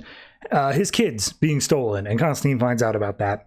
So we open up this issue with Constantine walking through New York, and we see he's on a bit of the slummier side. And he just kind of monologues for a while saying, like, I love this city. Not because, like, it's good, not because of anything else like that. Quite the opposite. It's because there are so many rough edges around here. And, like, the city itself is a creature. It's not the people who make it up. It's not a brand. It is literally just the city that resists change and it's its own self or whatever. But yeah, we see that the guy is following up behind him. Oliver, I want to say, and Oliver's just broken. You can see in his face, like, there's nothing there. His kids have been stolen. And as Constantine sees that, he's like, look, I'm going to be back. You just head into this bar, sit down, don't drink too much. So he heads off as Oliver sits down to take a drink. We see he makes his way down to the Midnight Club. And as soon as he's in the door, there's a demon welcoming people in, saying like, oh, welcome in. And as soon as he Constantine's like, you are not welcome here. To which point he breaks out the magic spells, puts his palm on her forehead, and she just busts into smoke. So he's leaving cracks in the floor, flaming footprints. It's obvious he's trying to make a big entrance here. And he calls out Neron saying, show your damn face here right now. And immediately a bunch of spirits, zombie-looking things, come out of the ground, grab hold of John's legs, and we see Papa Midnight is out of hell, and he's made a deal. And he's like, yeah, you shouldn't have left me there. This is your fault. Now I'm working for Neron, and I got my club, I got my zombies, everything's back on top for me. And Constantine points out, like, you're working for Neron. You are not on top of things. And that's where Neron comes out, and he's like, all right, enough of that. Like, you can ignore middle management, Constantine. Come over here, have a seat in the VIP section. And they basically just sit there, and Neron points out, like, Constantine, look, before we talk about anything, I want you to know, you mean nothing to me. Like, I have all of these souls. I'm getting more every passing second. I've already racked up a good 100,000 of them. And all of them are more lively than the average soul we're able to get through, like, contracts and stuff like that. They have this life to them, and the more excitement that a life has, the more there is to squeeze out of them. They're much more worth it. So that's why you're not worth, like, anything to me. And he's like, look, I'm not here for all the souls. I'm not here to kick you out of New York. I'm here for two people specifically, the daughters of Oliver. And he's like, oh, yeah, what are their names? Kelsey and Livy? Let's see if we can sum them up. And they just appear next to them, burning and screaming out in pain before they disappear again. And John is like, you son of a bitch. And then we get the reveal of, God, I wish I could remember her name. Blythe? Blythe sounds right. You know, whatever that name of that demon was it was Blythe, that John double-crossed and left in hell a couple issues ago. And Blythe is like, yeah, I sold you out to Neron and all this other stuff. And Neron points out the rules of engagement with making a deal with a demon, which is to say, if you make a deal with the demon and you go back on it, you don't hold up your end of the bargain. There is this magical contractual law that basically says that you have to listen to their commands, and you are magically bound by something that cannot be broken. And that is to say that, like, you can't fulfill the original contract, which he can't because Blythe already got out of hell. So yeah, there's that. So Blythe gets up on the table and says, this is my part of the bargain, so I want you to understand exactly what I'm saying here. And specifically says, John Constantine can make no move to take away demons' control of New York City. You cannot oppose Neron. You cannot exorcise us from the earth. And all that is binding. John cannot do anything against that. And he's like, wait, but hold on, I'll give you whatever you want. And he's just like, we don't want anything from you. You suck, you lose, we win. So Neron kicks him out of the club. And John makes his way back down to the bar where Oliver is. And when he gets back, he's like, I tried. I've got my hands tied completely here. There's not much I can do. And he's like, demons have my kids and you can't do anything about it. And he just shoves Constantine off, being like, you know what? I came back when you pushed me away because I thought that you just needed something good in your life in order to counteract the bad. But now I can see, like, yeah, no, you were right to try to push me away. You are a black hole that just sucks everything out of everyone. So I'm going to go and I am going to try to get my own kids back. And he just walks off. Constantine stays in the bar. We see it gets a little bit more busy. Some more people filter in. And eventually some girl starts hitting on him. And she's like, oh, hey, are you a musician or something? You look familiar. And he's like, nope, I'm a black hole. I ruin everything around me. I'm going to completely take away all of your sense of worth and any value that you have to yourself. And then all of a sudden he has a realization. He's like, all that is true, but I got to go. So he bounces out. We cut over to Neron, Blythe, and Papa Midnight just chilling in Neron's penthouse. And Papa Midnight's been pacing back and forth. Neron's like, dude, cut it out. Like, we beat Constantine. Everything's fine. And Midnight's like, you clearly have never read a Constantine book before, because he can get away with anything. Even if you completely defeat him, if you leave absolutely no option for him to succeed, somehow he's going to succeed. And Midnight keeps on pushing back on Neron every time he says, don't worry about it, or whatever, until finally Neron gets pissed off. And he's just like, hey, don't underestimate me, okay? I'm plenty smart. All I'm hearing is that you're some scared loser and you got a problem with the way I run things, and just say so. And Midnight's like, I got nothing like that. But I'm just telling you, man, keep your eyes open. Like, do not think that this is done quite yet. So then we cut down to somewhere in Brooklyn where we see Zatanna, Deadman, and Swamp Thing are meeting up, all to deal with the Neron problem. And they effectively have come up dry. Like, Deadman's like, yeah, I got nothing. Like, I tried to pull strings where I could, but I don't know what all I can do there. I'm stumped as it is. And he looks over Swamp Thing. He's like, no offense. And Swamp Thing's like, what? Huh? No. So, yeah, they're saying how there's no hope. There's nothing we can do. And then Constantine enters, and Deadman's like, oh, okay, now you want to help. Like, I tried coming to you 2 issues ago in L.A., and all of a sudden, now you're coming here with this. And Zatanna calls him out just like, look, what are you saying? Are you saying that we could do something here? And he's like, oh, me? I can't do anything. I am literally completely bound here. I can't do anything to help. But you guys, I might have a little plan as to how we can make things work here. And he takes a drag, pulls up a chair and says, this may be one of the most ill-considered, irredeemably bad plans that breaks every rule of magic that we've ever encountered. And we're probably all going to die in extra grisly ways. Who's in? And that's where we cut. Next week/month being the next issue. Or final issue, I should say. It's good. Like, it's a fine issue. I really don't have any sort of problems with it. Previous issues of this, I also liked, but I liked for different reasons. I liked from the viewpoint of world building and doing something larger with the idea of that, like what they're exploring and going through and all that extra stuff. This one, it's just like, all right, now we're at the end of the plot. We built the world. Now we're just going to get there. We're going to say, we've already said how bad everything is. Let's just show what we're going to do. I appreciate the fact that certain characters, at the very least, are not underestimating Constantine. I appreciate that he's been backed into a corner and therefore has to think outside the box rather than just walking in with crazy magic. Yeah, and obviously he's ruined the lives of some people around him along the way, which is on brand for Constantine. I really don't have a problem with this book at all. So I'm going to say this one is an 8. Pretty flat there. We'll see how it manages to wrap it up in the final issue, if it's all satisfactory and whatnot. But no, it's still a good book.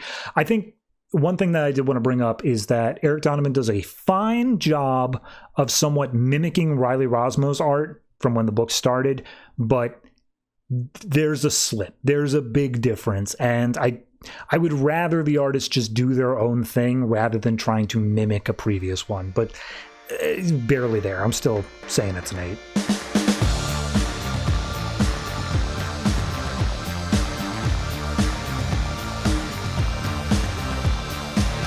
Red Hood Arsenal number 12, written by Scott Lobdell, art by Joe Bennett. So last issue, we got the firing of Joker's daughter from the team, and then Arsenal comes back across his little mercenary group called Iron Rule, who are all pissed off because he betrayed them because they're total dicks. This issue picks up with a live stream. There are people who are watching and are voting on whether or not Arsenal should be allowed to live or die. And we see that the vote count is significantly leaning towards die. And we see the entire time he's like talking to the audience. He's just cracking jokes and all that. He's like, yeah, you know, in the life of professional heroes, some days are better than others. Waka waka. So Iron Rule set this whole thing up. We see that Tara, whatever her name is, Battlesworth or whatever it was, you know, the person who was in charge of trying to rehabilitate their image to begin with, she's also been taken hostage in all this. And Iron Rule's like, oh, in about 10 minutes, we're going to count the votes and you're not going to be anything at all, Arsenal. So let's see how it goes.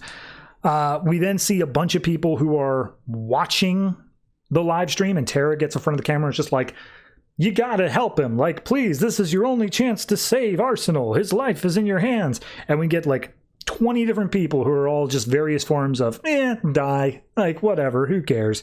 Except for Barbara Gordon, who ends up watching this, and she's like, oh my God, I gotta tell Jason.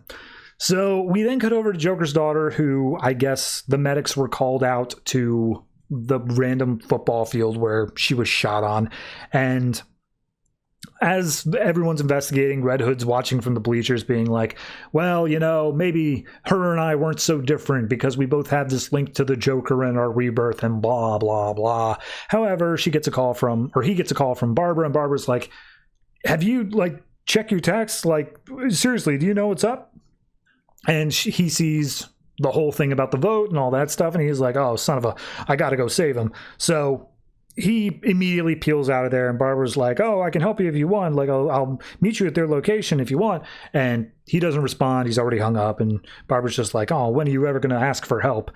So Jason, for the sake of the audience, recaps the whole thing that's gone on over the course of the Red Hood and the Outlaws book and saying like, oh, yeah, he would have told you that he convinced me to join in on this hero business.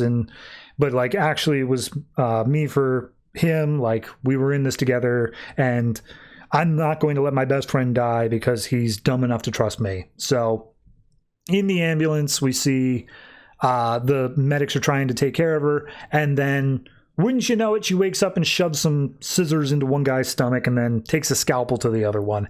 It looks like she manages to not survive that, though, because the cop cars that are leading this ambulance through the streets get flipped over by a member of Iron Rule that just pops his hand out of a sewer, and that causes the ambulance to also flip over crazily. I'm not saying that the paramedic survives, but Joker's daughter, at least, doesn't seem to have killed her.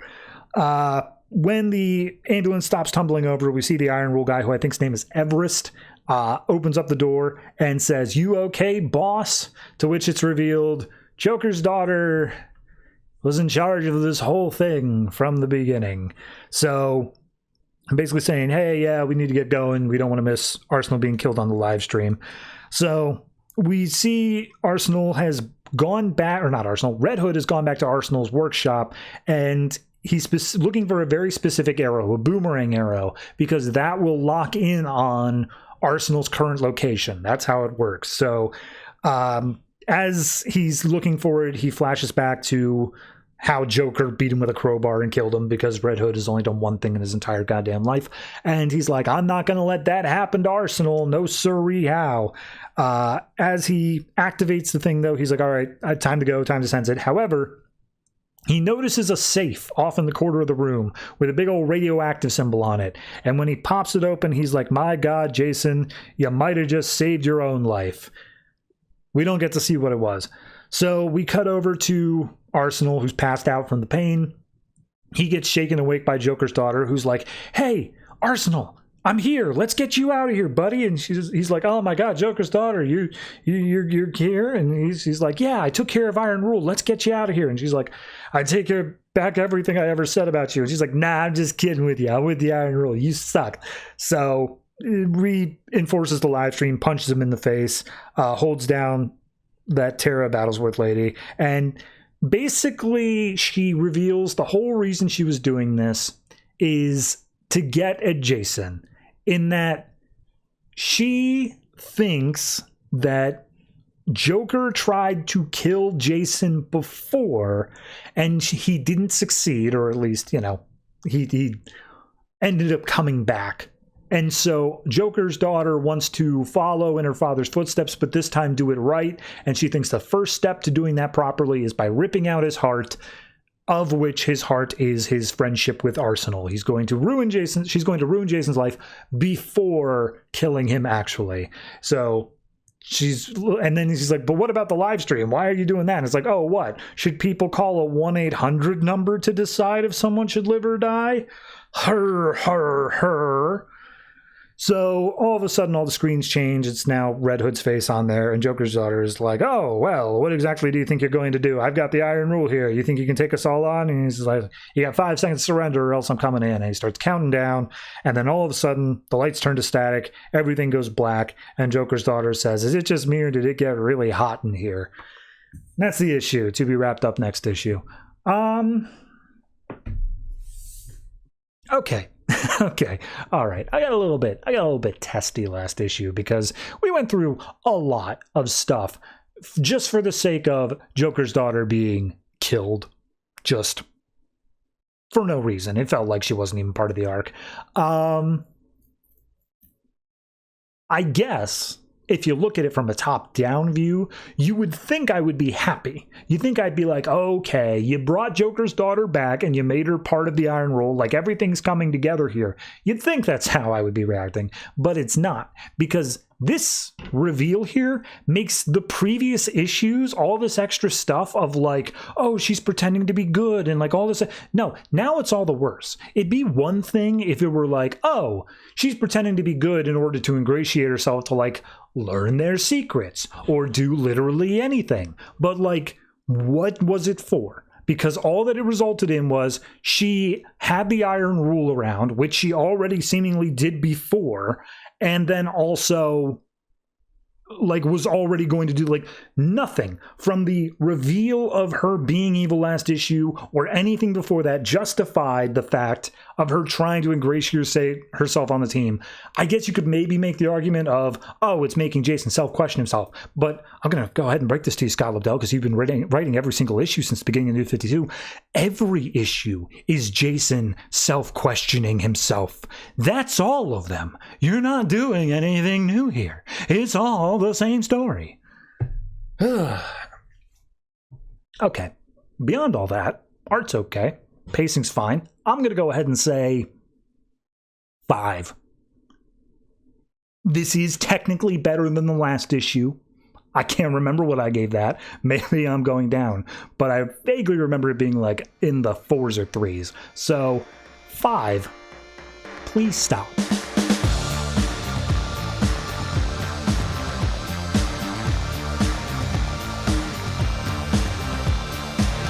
Legends of Tomorrow, number 3, the Firestorm story, written by Jerry Conway, art by Eduardo Pansica. So last issue, we had the major switch up of Ronnie is now paired with Professor Stein instead of Jason. And it seems that Professor Stein has a little bit more pull over the body than Jason previously did. We also said Major Force is going to be showing up because all this somehow links back to Multiplex. We open up with Firestorm getting his ass handed to him by a shadowy figure who, of course, almost immediately is revealed to be Major Force, saying like, oh, I asked you to come quietly and you refused, so now we're going to go ahead and fight this one out. This is the consequences of that.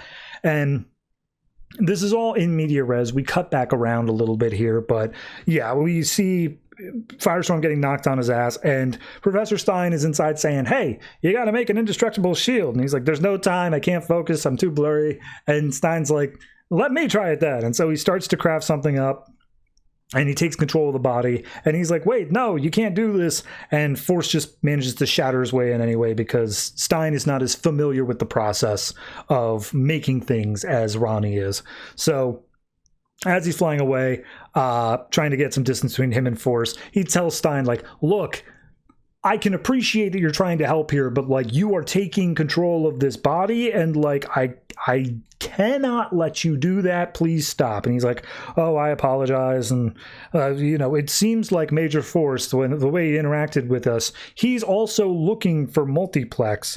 We all want to find him, so, like, maybe we can use that to our advantage here. And then we cut back to significantly earlier when they were just flying, trying to find Multiplex before. I do want to call out one thing about this issue, and that is, God bless the editor, or at the very least, maybe the editor should have had a little bit more input here. Because this is a story that is being told across multiple time zones, but with a jumping around storyline, it's having to clarify what time it is, but also in what time zone they are and how that like counteracts with each other. Because we go Pacific time to Central time, back to Pacific time, then to Mountain time, and then one more time to Pacific time. And kudos to the editor for like trying to keep it straight. But at that point, just keep it in the same time zone. You don't have to fly everywhere. So yeah, Ronnie's basically calling out Professor Stein saying like, look, you never quite trusted me or Jason in the Firestorm protocol. You always answered us with scientific gobbledygook whenever we asked you stuff. It's all because of what Danton Black, what Multiplex did back in the day, right? And he's like, I mean, there might be some truth in that. How do we move past it? And Ronnie's like, we're going to do a trust fall. And he just turns off the jets and starts falling down to the ground. And Stein's like, what? No, from this height, you'll die. Like, I can't save you. And he's like, sure you can. There's a lake below. Turn it into a fluffy pillow. And he's like, but I don't know how. And he's like, of course you do. Just go ahead and do it. And in the last second, he does manage to do so. So kudos there. Cutting back to the fight, we see that they're making their way over Portland, Oregon.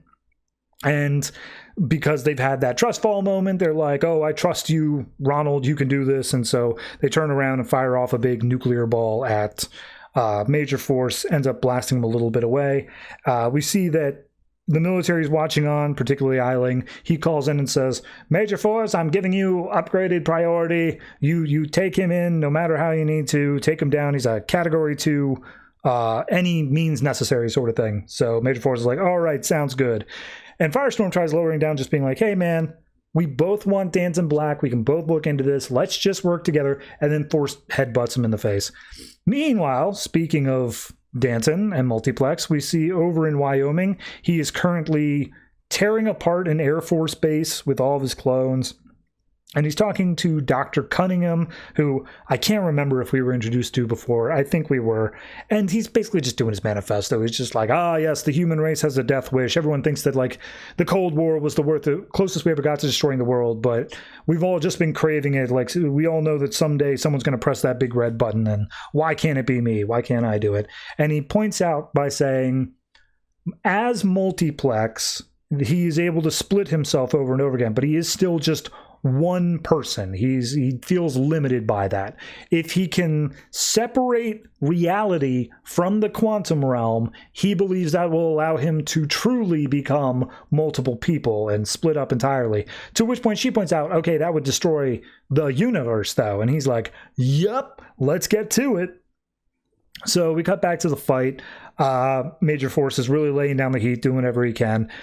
Ronnie is a little bit out of it. He's dazed. He's just been thrown into a movie theater sign. So Stein takes over and manages to craft up a metal boxing glove and form that around Ronnie's fist to be able to punch Force straight in the face. And this is where we get a bit more of like, every page has multiple timeline things going on, but we see that they, in the previous arc, managed to make their way to the Cascadia Mountains to where Danton Black had his lab. They go inside of it, and he's like, yeah, we convinced several venture capitalists to let us get a quantum reactor, and he's apparently upset by all this. And Ronnie puts two and two together. He's like, is that why you have such a problem trusting me and Jason? Is because you put your trust in this guy, a previous student, and he betrayed it? Is that what's going on? And he's like, I mean, yes, but more so than that. I saw him as more than just a friend. He was like my son. And when he betrayed me, when he took all that away, I felt like such an idiot. I felt like a fool. And Firestorm's like, oh, well, everybody needs to have a friend, Professor. Like, we can still work together. And then the professor notices one of the devices. He's like, wait a minute, hold on. I know what he was trying to build. He was trying to build a quantum field replicator, which could destabilize reality itself. And as he's going over the basics of it, that's when Major Force comes in and says, all right, I want you to come quietly, but we last fought over in your previous series before New 52 ended, and I'm still a little sore over that. So please try to resist. And that's where we see at the beginning of this issue where he's yelling like, wait, don't hit me. And then Major Force ends up punching him down to the mountains. We get the same thing here where because of the metal boxing glove, Major Force is now down on the ground and he's saying, wait. And Firestorm's like, oh, okay, I see how it is. Now the shoe's on the other foot. And he's like, no. The circumstances have changed. To which we see, or according to him, he's like, yeah, I whether I'm up or down, that doesn't matter. I'm here for the larger strategy, which was luring you into a sense of security. And then from the backside, Firestorm gets hit by a helicopter that has some sort of containment thing that General Eiling is in charge of. And he's like, now that we've got Firestorm, we'll get the connection between Martin Stein and Multiplex, and we'll get all the damn answers we need. To be continued. Okay, it's fine. Here's the thing, like, I can appreciate why we did the intersecting timelines, like the jumping back, the jumping forward, in order to have these parallels. The moment where they establish trust, then working into a thing of, I trust you. The moment of showing Ronnie saying, wait, and then going to Major Force saying, wait. Like, I get it. It's good storytelling to be able to have these parallels. But, like, it needs to come at not being confusing in terms of your setting. And I think that was my biggest issue here, is we jump between too many different places and times that made it more confusing. I think the easy fix, and I don't know if it fixed everything, but you just keep everything in one time zone. That's the biggest problem here. Having to jump to the different time zones makes it feel like, wait, but hold on, how long have we been doing this for? Because the time on the clock has changed by like 3 minutes, but it's been 2 hours and 3 minutes because we started in the central time zone and went to the Pacific. So I don't know. Beyond that, it's a fine enough issue. Art's okay, writing's fine. I'll give it a 7.5. It's earned that at the very least. Legends of Tomorrow number 3, the Metamorpho story, written and art by Aaron Lopresti. So last issue we had Sapphire and Metamorpho going to the pyramid. They found the Orb of Ra or whatever, and then got teleported to Battle World or whatever the hell was going on there. This issue we pick up with Simon Stagg, who is talking to some scientists, and the scientists are like, well, here's the deal. We trace the energy signature to that pyramid, and then all of a sudden there was a big energy signature, and then there was no energy signature. So we don't know what the hell happened to them. But then also after that, another energy signature lowered down from the sky, and they also disappeared. To which point Simon's like, oh, that must have been Kanjar Row. We need our contingency plan. Let's activate that now. We don't get to see what that is, but we go over into the Battle World thing going on, and Metamorpho is immediately stabbed through the back with a spear. And we see another humanoid guy looking over, and he's like, oh, it cannot be. And as Rex is trying to deal with the fact that he's just been stabbed through the back, Sapphire gets tackled by another one of the fighters, and he immediately starts freaking out, turns into like a hulking rock monster, starts throwing huge fist punches everywhere. And as he's freaking out, we see the humanoid guy goes over to Sapphire, and there's no shared language here. It's obvious that he's unable to say, it's like, oh, you're his companion. You have to stop him. He's killing my men. And he points over at Metamorpho, and Sapphire's able to put together like, oh, yeah, no, he's going crazy. He's going Hulk mode. So she calls out his name and does the whole, hey, big guy, sun's getting real low sort of thing. And he's like, oh, Sapphire, I'll keep you safe. And he's like, oh, it's okay. It's fine. Your emotions are twisting you. You remember, you're in control. You are not Metamorpho. You're Rex Mason. And he manages to calm down. And as he calms down, all the rest of these humanoid people come around, and they, again, in a different language, are saying, you, the one from the prophecy, you're the chosen one. And they're just like, what? We can't understand you. And Rex points out it kind of sounds like ancient Egyptian, but that don't make any sense. So I don't know. They gesture of like, please follow us, let's do the thing. And Sapphire's like, I don't think that's a good idea. He's like, well, I mean, what else are we supposed to do? We have no idea where we are. Let's do it. I'll keep you safe as best I can. So they crest over the hill. As soon as they disappear, we see Kanjar Row and his band of pirates or whatever show up, and the one guy with the tracker's like, well, there's a supermassive energy signature way off in the distance that way, or there's a tinier energy signature that's moving away from us that way. And Kanjaro's like, the tinier one's going to be the dude. I don't care about the dude. I want the major energy source, and then we can come back and kill the dude. So let's head that way. So we see Rex and Sapphire are trying to put together like where exactly they are. Rex points out that he sees a bunch of ancient Egyptian hieroglyphs on the wall, but he's like, okay, but like this clearly is in Egypt, so I we're not back in past or anything like that. He points out how one of the guys has like wiring and stuff like that, so it's more modern technology. So again, a stroke for not being back in the past. However, they're also riding a monster, a beast that like doesn't exist on Earth, so it also can't be anywhere on their timeline. So it's like, this must be like another dimension or something. That's the most I could think of. They end up coming to this bridge section that looks awfully perilous. And Metamorpho, this entire time, he's been making things out of his body. He's been like working on his shape-shifting, and he's like, yeah, check out what I can do now. And he grabs hold of Sapphire and stretches his body the whole way across the chasm, and he looks back and he's like, yeah, see, I got control of this. I'm doing it great. And she's like, great, don't ever do that again.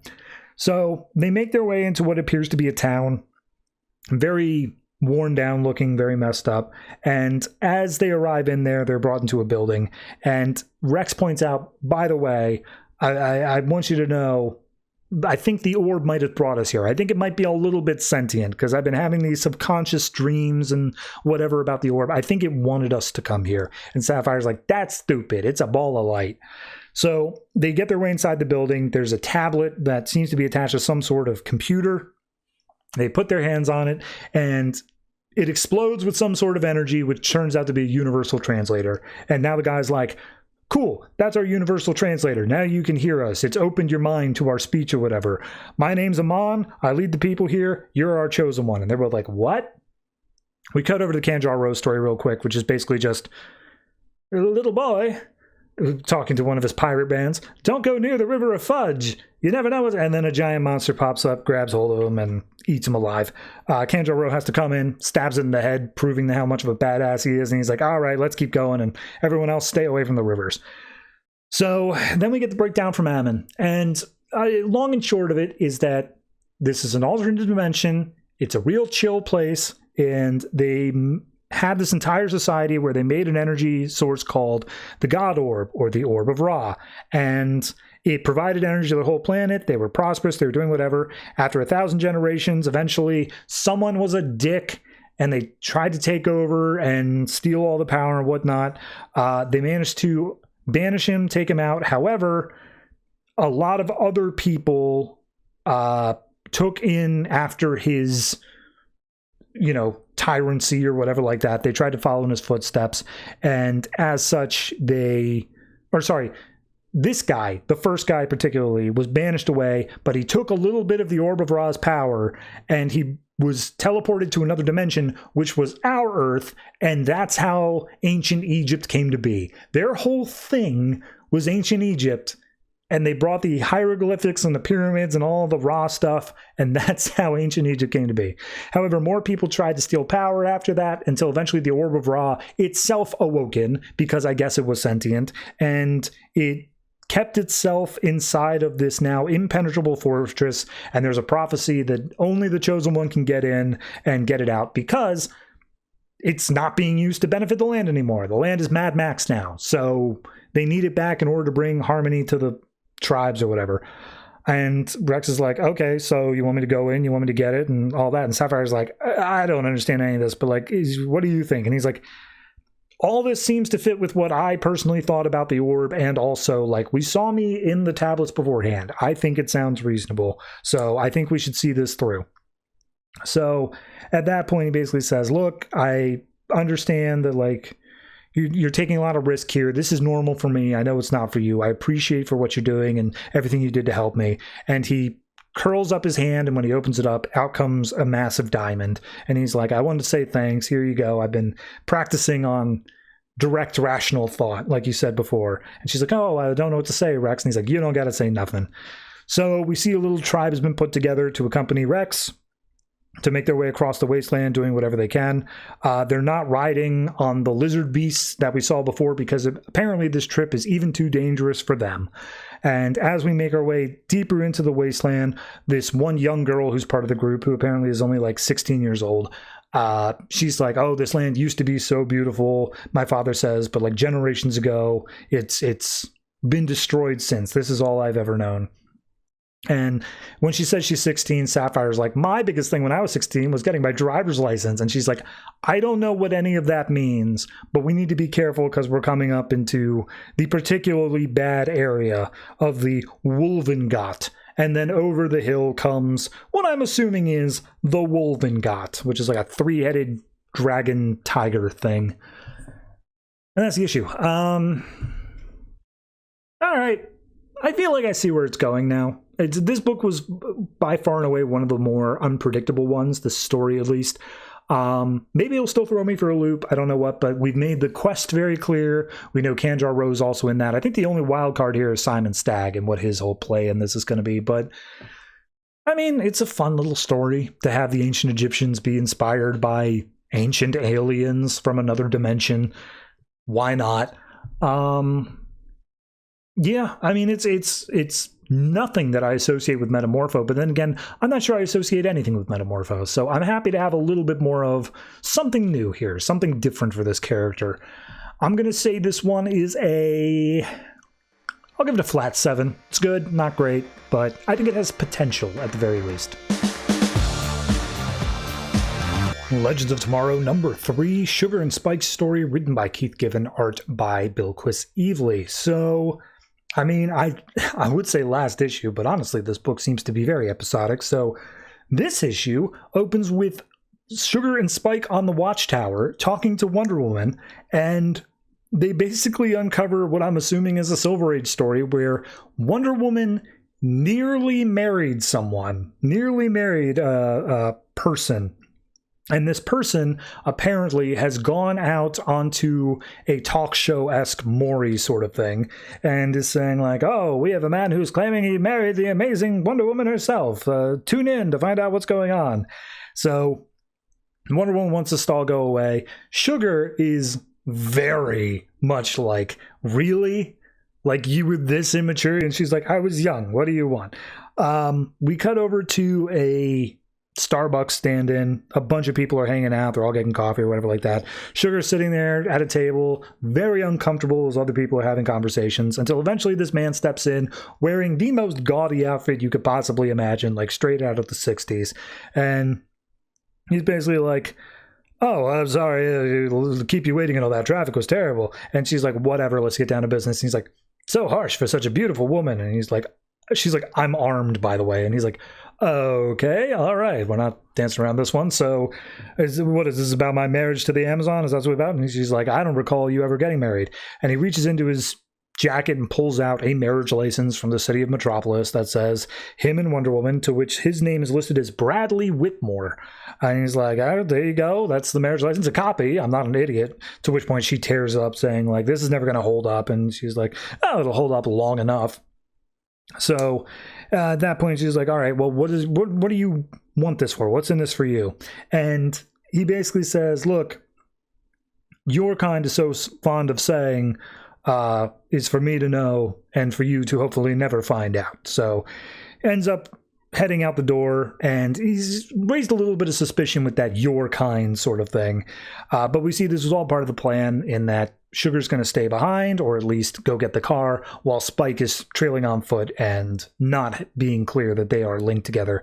As they are going up together, we see that a little back and forth between Sugar and Spike about how Spike wasn't really paying attention to what the entire thing was, because he was just completely lost in Wonder Woman's beauty. And just like, oh, I mean, what does she ever see in this guy? What on? It's like, seriously? That's what you want to go on about? So Sugar goes, gets the car, comes back around. We see that he hops onto a public bus and thinks he's lost the tail, but they end up parking and going up to his apartment complex. So as Sugar starts getting out, he's like, wait a minute, hold on. I thought we were just surveillance. I thought we were just like looking to see if this was him and all that stuff. And she's like, well, surprise. So as they start walking in, Spike's trying to backpedal it, just being like, hey, we don't want to provoke a confrontation, all that stuff. Wonder Woman was pretty specific about what she wanted. And she basically is like, his name is Bradley Whitmore. You got an apartment for that? And they find it on the mailbox. Locks pick their way into the building and then go up to the door. She knocks on the door, rings the doorbell, and says 3, 2, and then kicks in the door.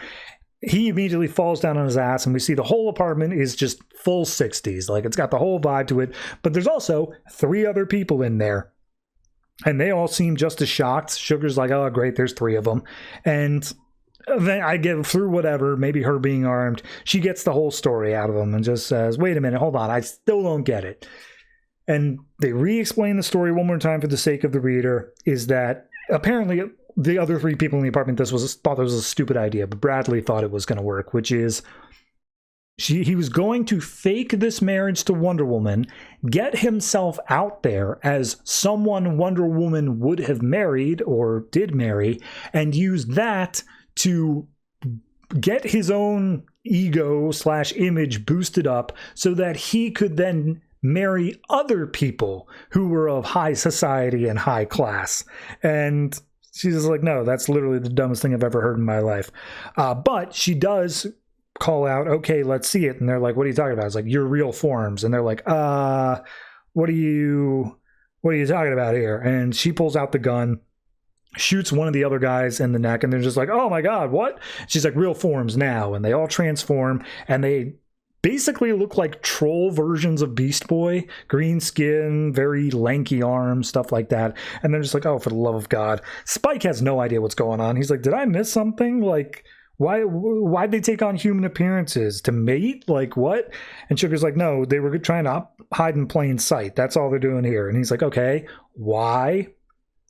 And at that point, Sugar's like, hello, the reason that we were brought in here, like the idea that they were going on the talk shows, they weren't going to be able to sell the story if they looked like that, so they're looking like this. And that's where we get Spike being like, yeah, sorry, I was a little distracted by things.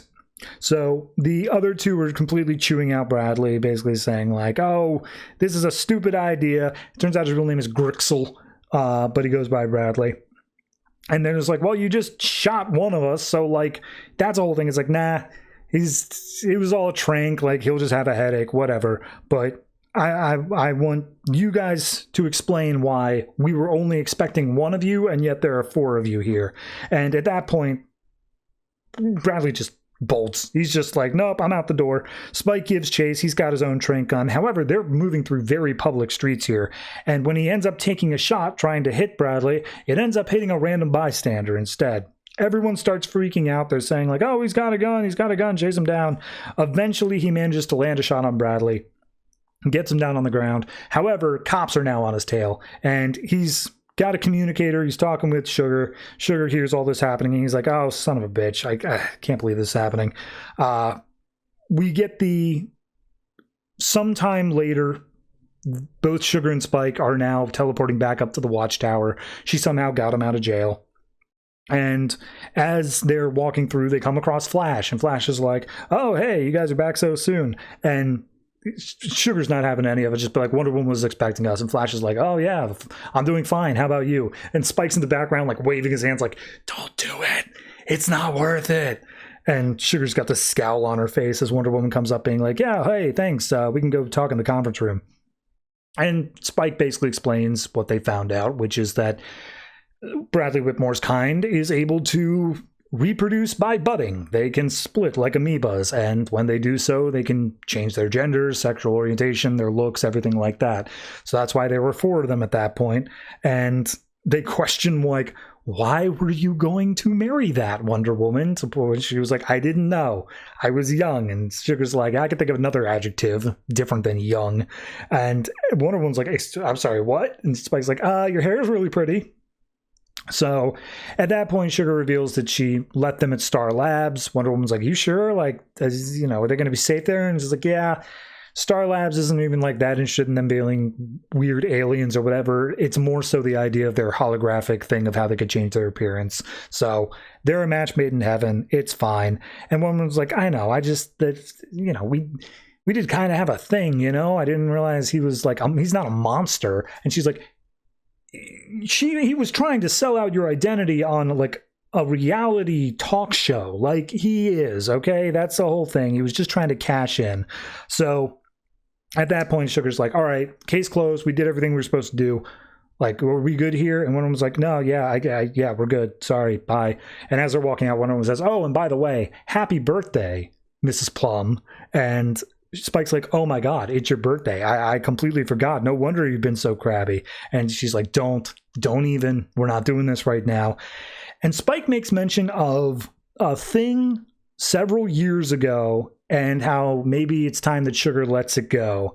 And Sugar just looks back, kicks him in the nuts, and hops in the Watchtower teleporters saying, all right, tomorrow we got to follow up on that firestorm thing. So I'll see you bright and early. And that's the issue.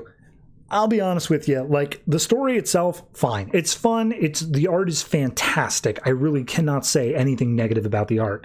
But, like, I still don't know where we're going with this. I still don't know, is there an underlying narrative here? Because in the first issue, there was this moment where, like, Spike looked over at Sugar and, like, seemed disappointed. I still can't get a really good beat on their relationship, but I feel like I'm kind of getting there. But then they dropped this whole birthday thing and some event that happened all these years ago. And, like, now I'm thinking there's a narrative. Now I'm thinking there's some storyline that's going to be unfolding in the next 3 issues. And I don't know. I don't know if that's what we're doing or if it's purely episodic. I'm enjoying the episodic stuff, but like, if that's the case, give me stuff to work with about how their relationship is without these hints, without these like ideas of prior stuff. Like, give me something of, no, this is what's happening now and is occurring in this issue.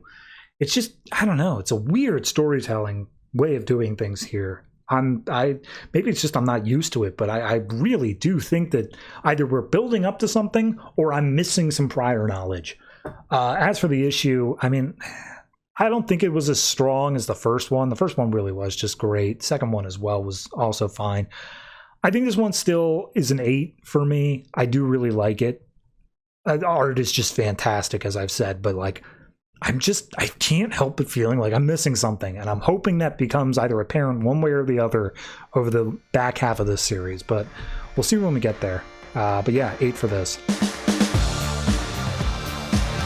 Legends of Tomorrow, number 3, the Metal Men story, written by Len Wein, art by Gilderay Sinar. So last issue, Metal Men broke out of their containment, went to go visit Robot Man, and found out on the TV that Red Tornado has been hacked by a nameless hacker and is causing chaos at some theme park. So we pick up this issue with them still trying to get some TV static. They're using tin as a set of antennas, and they're like, oh, forward, back, left, right, the whole thing. Until finally they get a good enough signal to see, yeah, Red Tornado going crazy and is like destroying as much stuff there. So Magnus comes up, he turns off the TV. He's like, all right, enough of that. You guys are not able to go out in public because the government's still hunting you, so it's for your safety. And then all the Metal Men are like, nah, that goes against our programming. We are there to help people. We're there to help save them. We may have died before. We can do it again. It comes with the job. We got to go out there and save whoever we can. And Magnus is like, damn it. All right, you're right. So they start brainstorming how they're going to get to the park. Mercury insists that he does not want to become a truck again. And Magnus is like, just give me a minute, I'll think of something. And Robot Man's like, you know I used to run with the Doom Patrol, right? So he takes him out to a shed in the back and says like, yeah, Niles Calder asked me to store some of this stuff in case he ever needed it.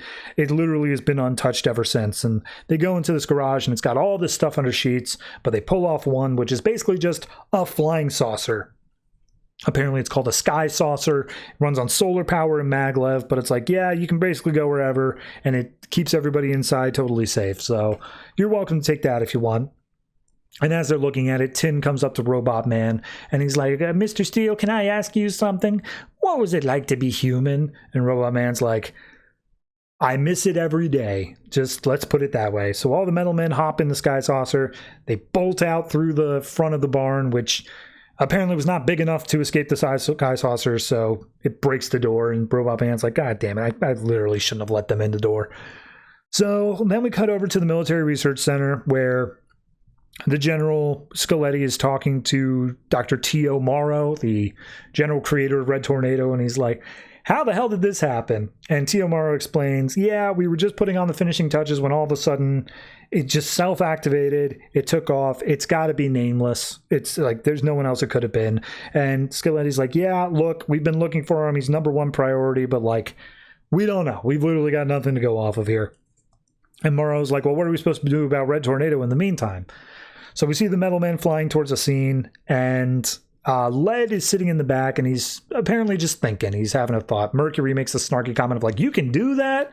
But he's like, look, what if Doc is right? What if they catch us and we aren't able to be put back together again?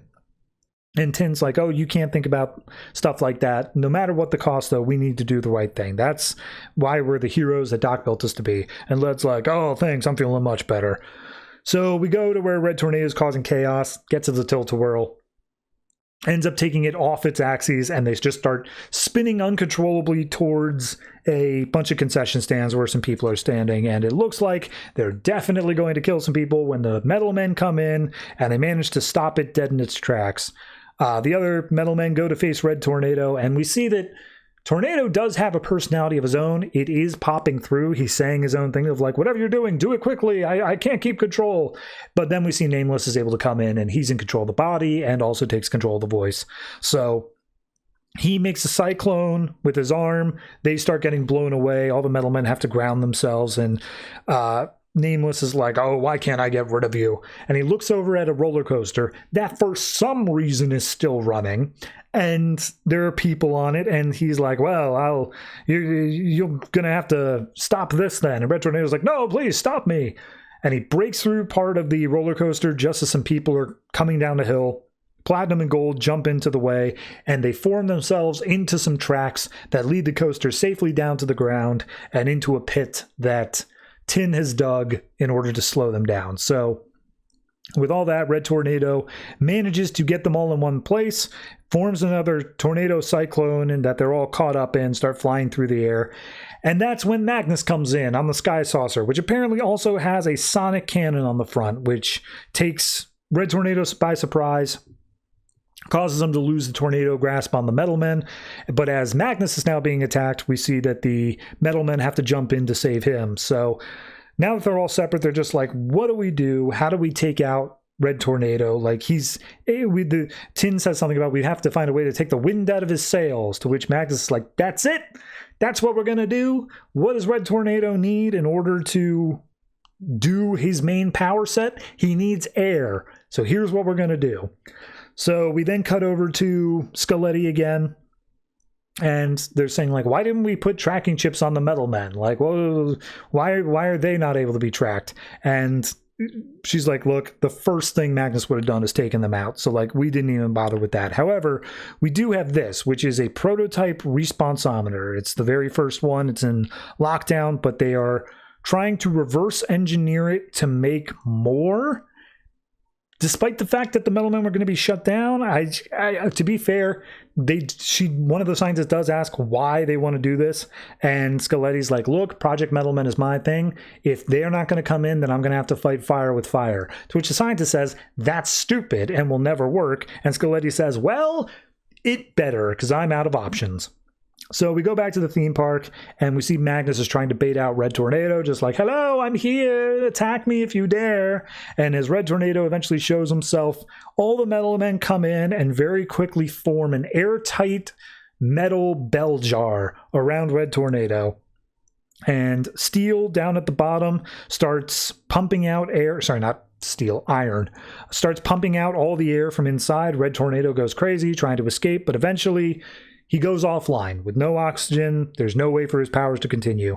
So we then cut to a Starbucks stand-in where there's a bunch of people standing around this cafe, and one guy off to the side is like, damn it, how did they manage to separate my connection to the android? And he's trying to reconnect. We never see his face here, but has a timer go off saying, oh, I have to move. If I stay in one place too long, that's how they'll backtrack my signal. So he leaves the Starbucks, and we never see who it was. Back in the other day, the Metal Men are looking at Red Tornado, who's unconscious, just being like, well, what are we supposed to do? Do we take him? Do we bring him back to the government? What's going on? And he's like, well, he's the first solid connection we've had with finding Nameless, so maybe we should take him aboard and try to figure out what to do with him there. And as they're loading him up on the Sky Saucer, in steps General Scaletti saying, hey, we saw you on TV. That's not really a good thing for you to do if you want to be hiding. So you're going to give us Red Tornado and come back with us. And like, that's it. That's the deal. And they're like, oh yeah, you and what army? And then the entire U.S. military comes out of every different angle they could possibly come out of. So yeah, that's Metal Men. It's fine. It's perfectly fine for what it is. I appreciate the idea of the Metal Men. Just their single driving motivation is being heroes, and so that takes above their own safety on top of that. Red Tornado, getting an introduction here. Obviously, in the larger DC universe, Red Tornado's been a thing over in Earth 2, but I don't think it has really had any play in Earth 0, so it's perfectly fine intro for me. The Nameless stuff, interesting, especially because it seems like Nameless thinks himself to be somewhat of a hero. Curious to see where that goes. Beyond that, it's not even like a pacing issue. It's just like a normal comics issue. Like, there's nothing over the top that it does differently. It just feels like, yep, if I have to pick out what the average comic book issue is, it's this. They see trouble, they go out to stop the trouble, they problem solve on how they're going to beat it, and then they end up being the heroes. And then a cliffhanger for next issue. This follows every one of those beats, perfectly average. So with that in mind, I'll say 7. I think it's at that level, maybe a 7.5, but I'm going to lower it down just a little bit. So, yeah, I'm looking forward to seeing how the rest of the story goes, but, like, it doesn't seem like it's doing any major swings, and that's perfectly fine. Like, yeah, give me a standard-ass story for Metal Man. I am cool with that.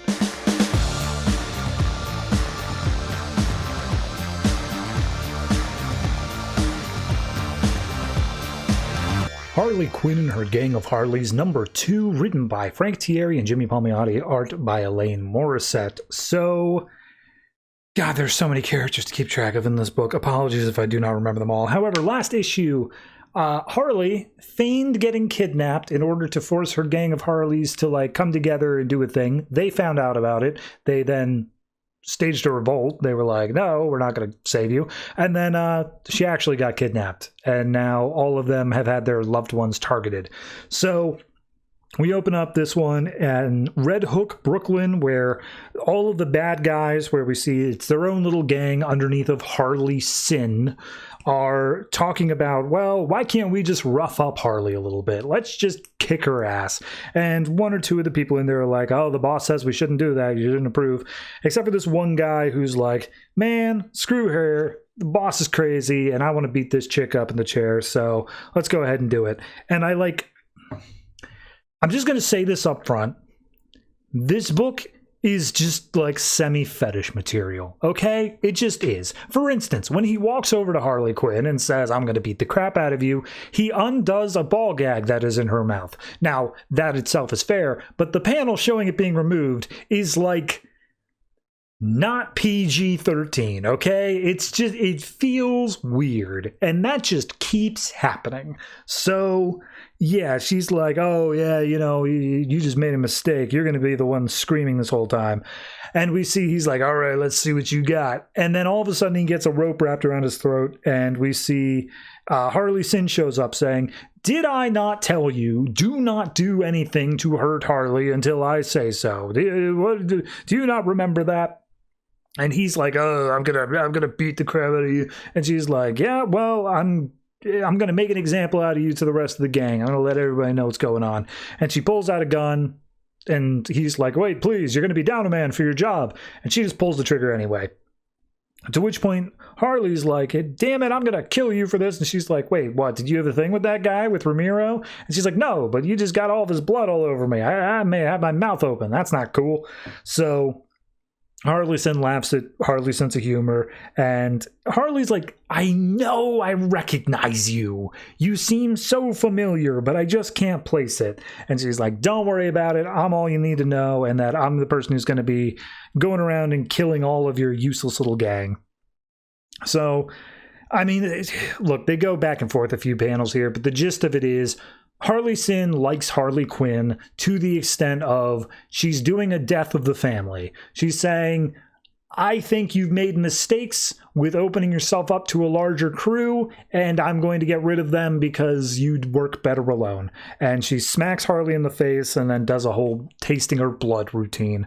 So she puts back on the ball gag and just like, all right, well, all the rest of you go out to your targets. You know what to do, and go ahead and kill them as best you can, and then get back to me, and we'll take care of Harley once and for all.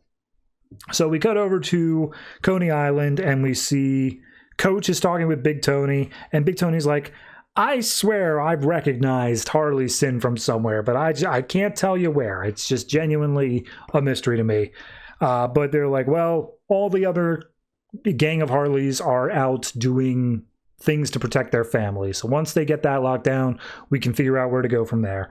So we first cut over to Bolly Quinn, who's with her mom and grandma, and they're accusing her of being a stripper or prostitute or whatever. And she's like, no, Mom, I don't have a problem with my pimp.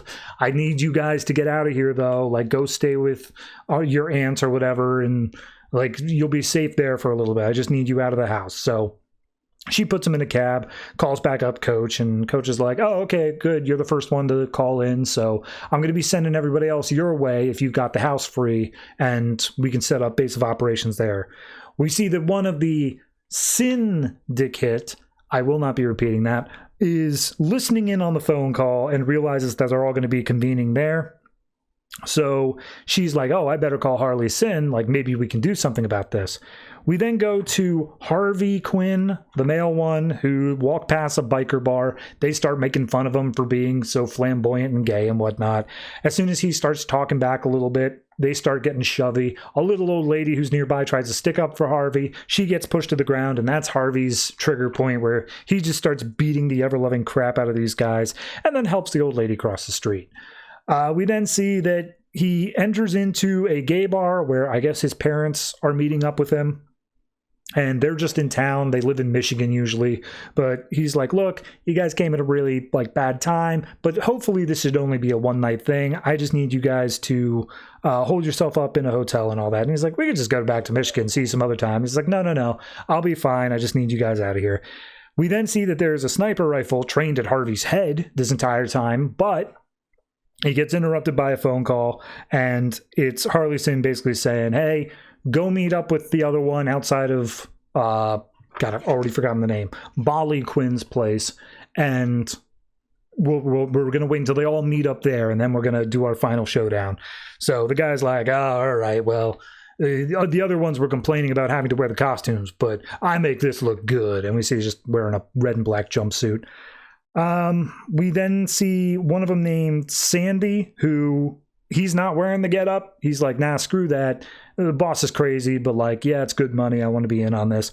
As he's watching from a nearby alleyway to attack Harlem Harley, he gets the call and he's like, God damn it, I just really want to kill something now. And he turns around and we see a bunch of guys who are about to mug him, and he's like, what, you guys want to go? Were you about to mug me? Big mistake. He pulls out this giant knife and they're just like, no, sir, here, you can have our money, and here's the name of a homeless place, a shelter. If you need anything, they have a bunch of good soup and you can get anything you want. And he's like, Jesus Christ, whatever happened to this city? This sucks. What happened to a good old-fashioned mugging?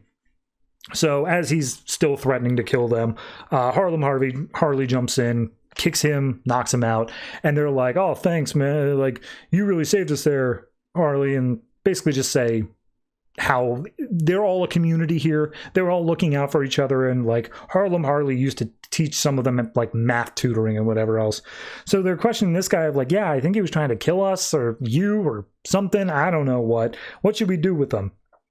And they bring him out to an L train, and they're like, okay, well, we'll just drop him on top of the train, and by the time he wakes up from being knocked out unconscious, he'll be several dozen miles away. No problem. He'll be upstate.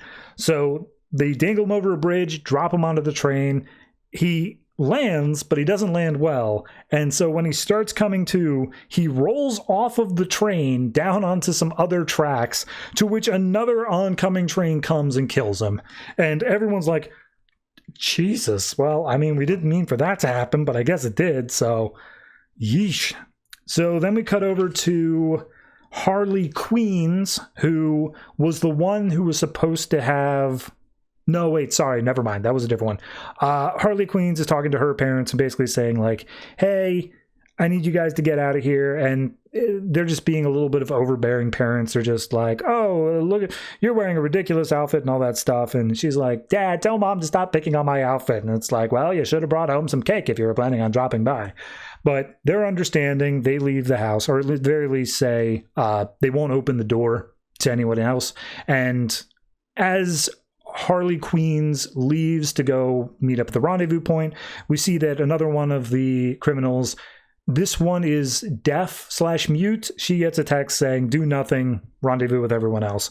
So Tony and Coach are talking to each other and basically saying, we're missing something. All of our Harleys have managed to get to their parents, and none of them have been attacked at that point. So what was the point of showing any of that? Something has changed, but I don't know what. And they take a brief second to show how Coach can use a computer via Braille keyboard and voice or text to voice. We then see Harley Quinn. She was the one who was supposed to have somebody, the original guy Ramirez, on her, but instead she's just like, hey, yeah, I got my cousins around. They just got out of jail, and they'll be able to protect my family, so everything's good. Do we have any idea where Harley is? And it's just like, nah, just head down to the Bolly Quinn's place and we'll get you caught up. So meanwhile, at Harley Sin's place, we see she drags Harley up to the roof up there and says, hey, I know a lot about you. Like, I've studied you for a while now. And she gets like really up in Harley's face. Like, she's straddling Harley's lap and getting right up in her face. At one point, she like bends over and sticks her ass in Harley's face. She's like, oh, I'm sorry. Do you like the view? It's weird. It's a weird dynamic going on. But regardless, she's basically like, oh, and like, don't think I'm not taking out your entire crew. Like, yes, I'm taking out your gang of Harleys, but I'll also be taking out Coach and Hannah later. Like, I know they're involved elsewhere and all this other stuff. So don't think that you're safe. And we see that she has set up a telescope on top of this roof and aimed it at Bali Quinn's parents' restaurant, and are saying like, look, I want you to be front row seats here. I want you to see how it's happening. And she gets a call from one of her guys. Everyone's meeting up here. They say how they're down another member, how that guy Harlem Harley took care of has not shown up, and just like, all right, well, whatever, tell Edna to do her thing. And Edna, being the first one there, has got a goddamn rocket launcher, and as all the Harleys are in the room saying like, yeah, I don't know what's going on, like there's no traces, nothing else here, we haven't been attacked, like what's going on? And Edna fires off the rocket launcher and the whole restaurant blows up, and Harley sings like kaboom, and that's the end of your silly little gang. We got 4 issues left in a book named Harley Quinn and Her Gang of Harleys, so I think they're fine.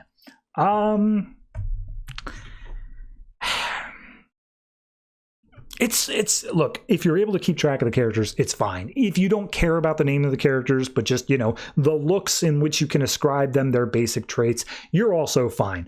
It's only a problem in me recapping it, where I need to tell you the names of these characters as they are passing by, because frankly, you got like 15 characters running around. You got 6 of Harley's gang, you got 6 of Syndicate's gang, you got Harley and the Sin herself, you've got Coach and Big Tony, and all the family members we occasionally see. There's so many characters that have names and personalities and you're supposed to keep track of. It's just too much. And this is, look, I would love to say this is in all of like the Harley books, but honestly, it hasn't been to this degree. Like, yes, there are characters, but they flow in and out. This is the first time I think we've had like 15 all at once that you're supposed to keep track of. And that's just, it's a lot. So for this book, I mean, it's fetish material to some extent. It's weird. It's an off-putting book. I really don't know why this one's here. I'm going to say a 6.5. Like, it's not awful, but it's also just not my cup of tea. So take of that what you will, but got 4 more issues.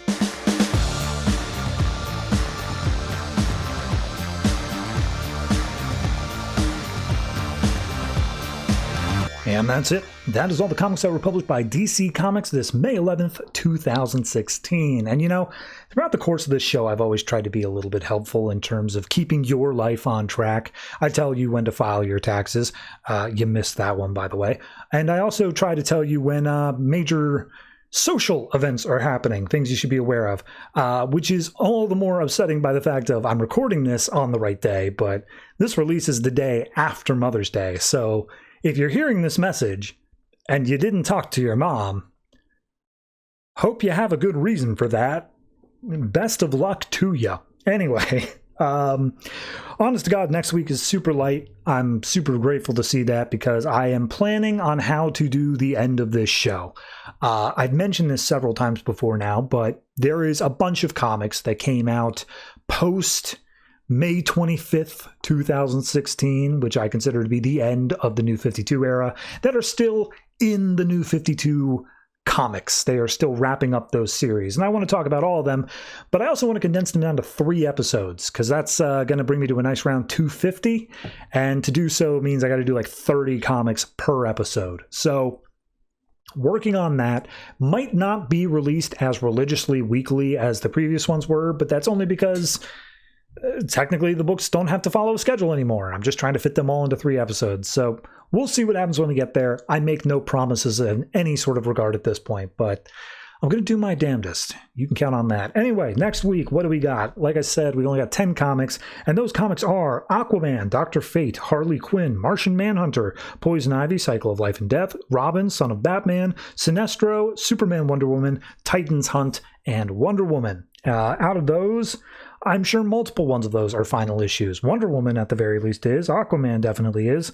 Rest of them, I don't know. So many of these have like a sneaky little annual that came like 2 months later. I can't tell you which ones of them did or did not.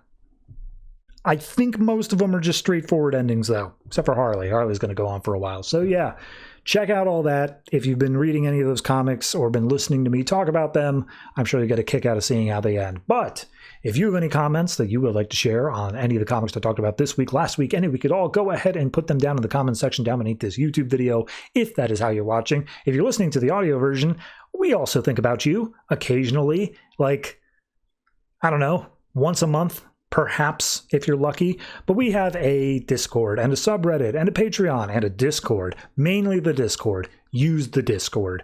But share your thoughts there. I always am somehow able to find them, mainly because I got nothing else going on. So, you know, I watched a video. God, I wish I could tell you who it was, just to put a little thing on this. Talking about the downfall of the MCU. I don't know why. It was like an hour-long video. It was published just like 2 days ago. And the reason that this guy came to was the MCU lost its aura, which is obviously a Gen Alpha, like, whatever, who cares about term. But he pointed it out of, like, they felt so needy in casting Robert Downey Jr. as Doom again, that it feels like the aura of the MCU, of the whatever, we're going to do whatever we want, we don't care about if the audience is watching or don't, has just disappeared. So I guess that means that my aura disappeared in episode 2 and has not returned since. Because, yeah, I am not good about that. Anyway, just thought I'd bring that up for the sake of a little self-deprecating humor, which, again, minus aura, but also, who gives a damn about aura? Jesus Christ, that's the dumbest thing I've ever heard of in my life. If you're over the age of 30 and you care about aura, please get yourself checked. That's going to do it for me. Thank you very much for watching, listening, however you consume this product. Be sure to tune in next week, and always try to remember, if it ain't broke, don't fix it.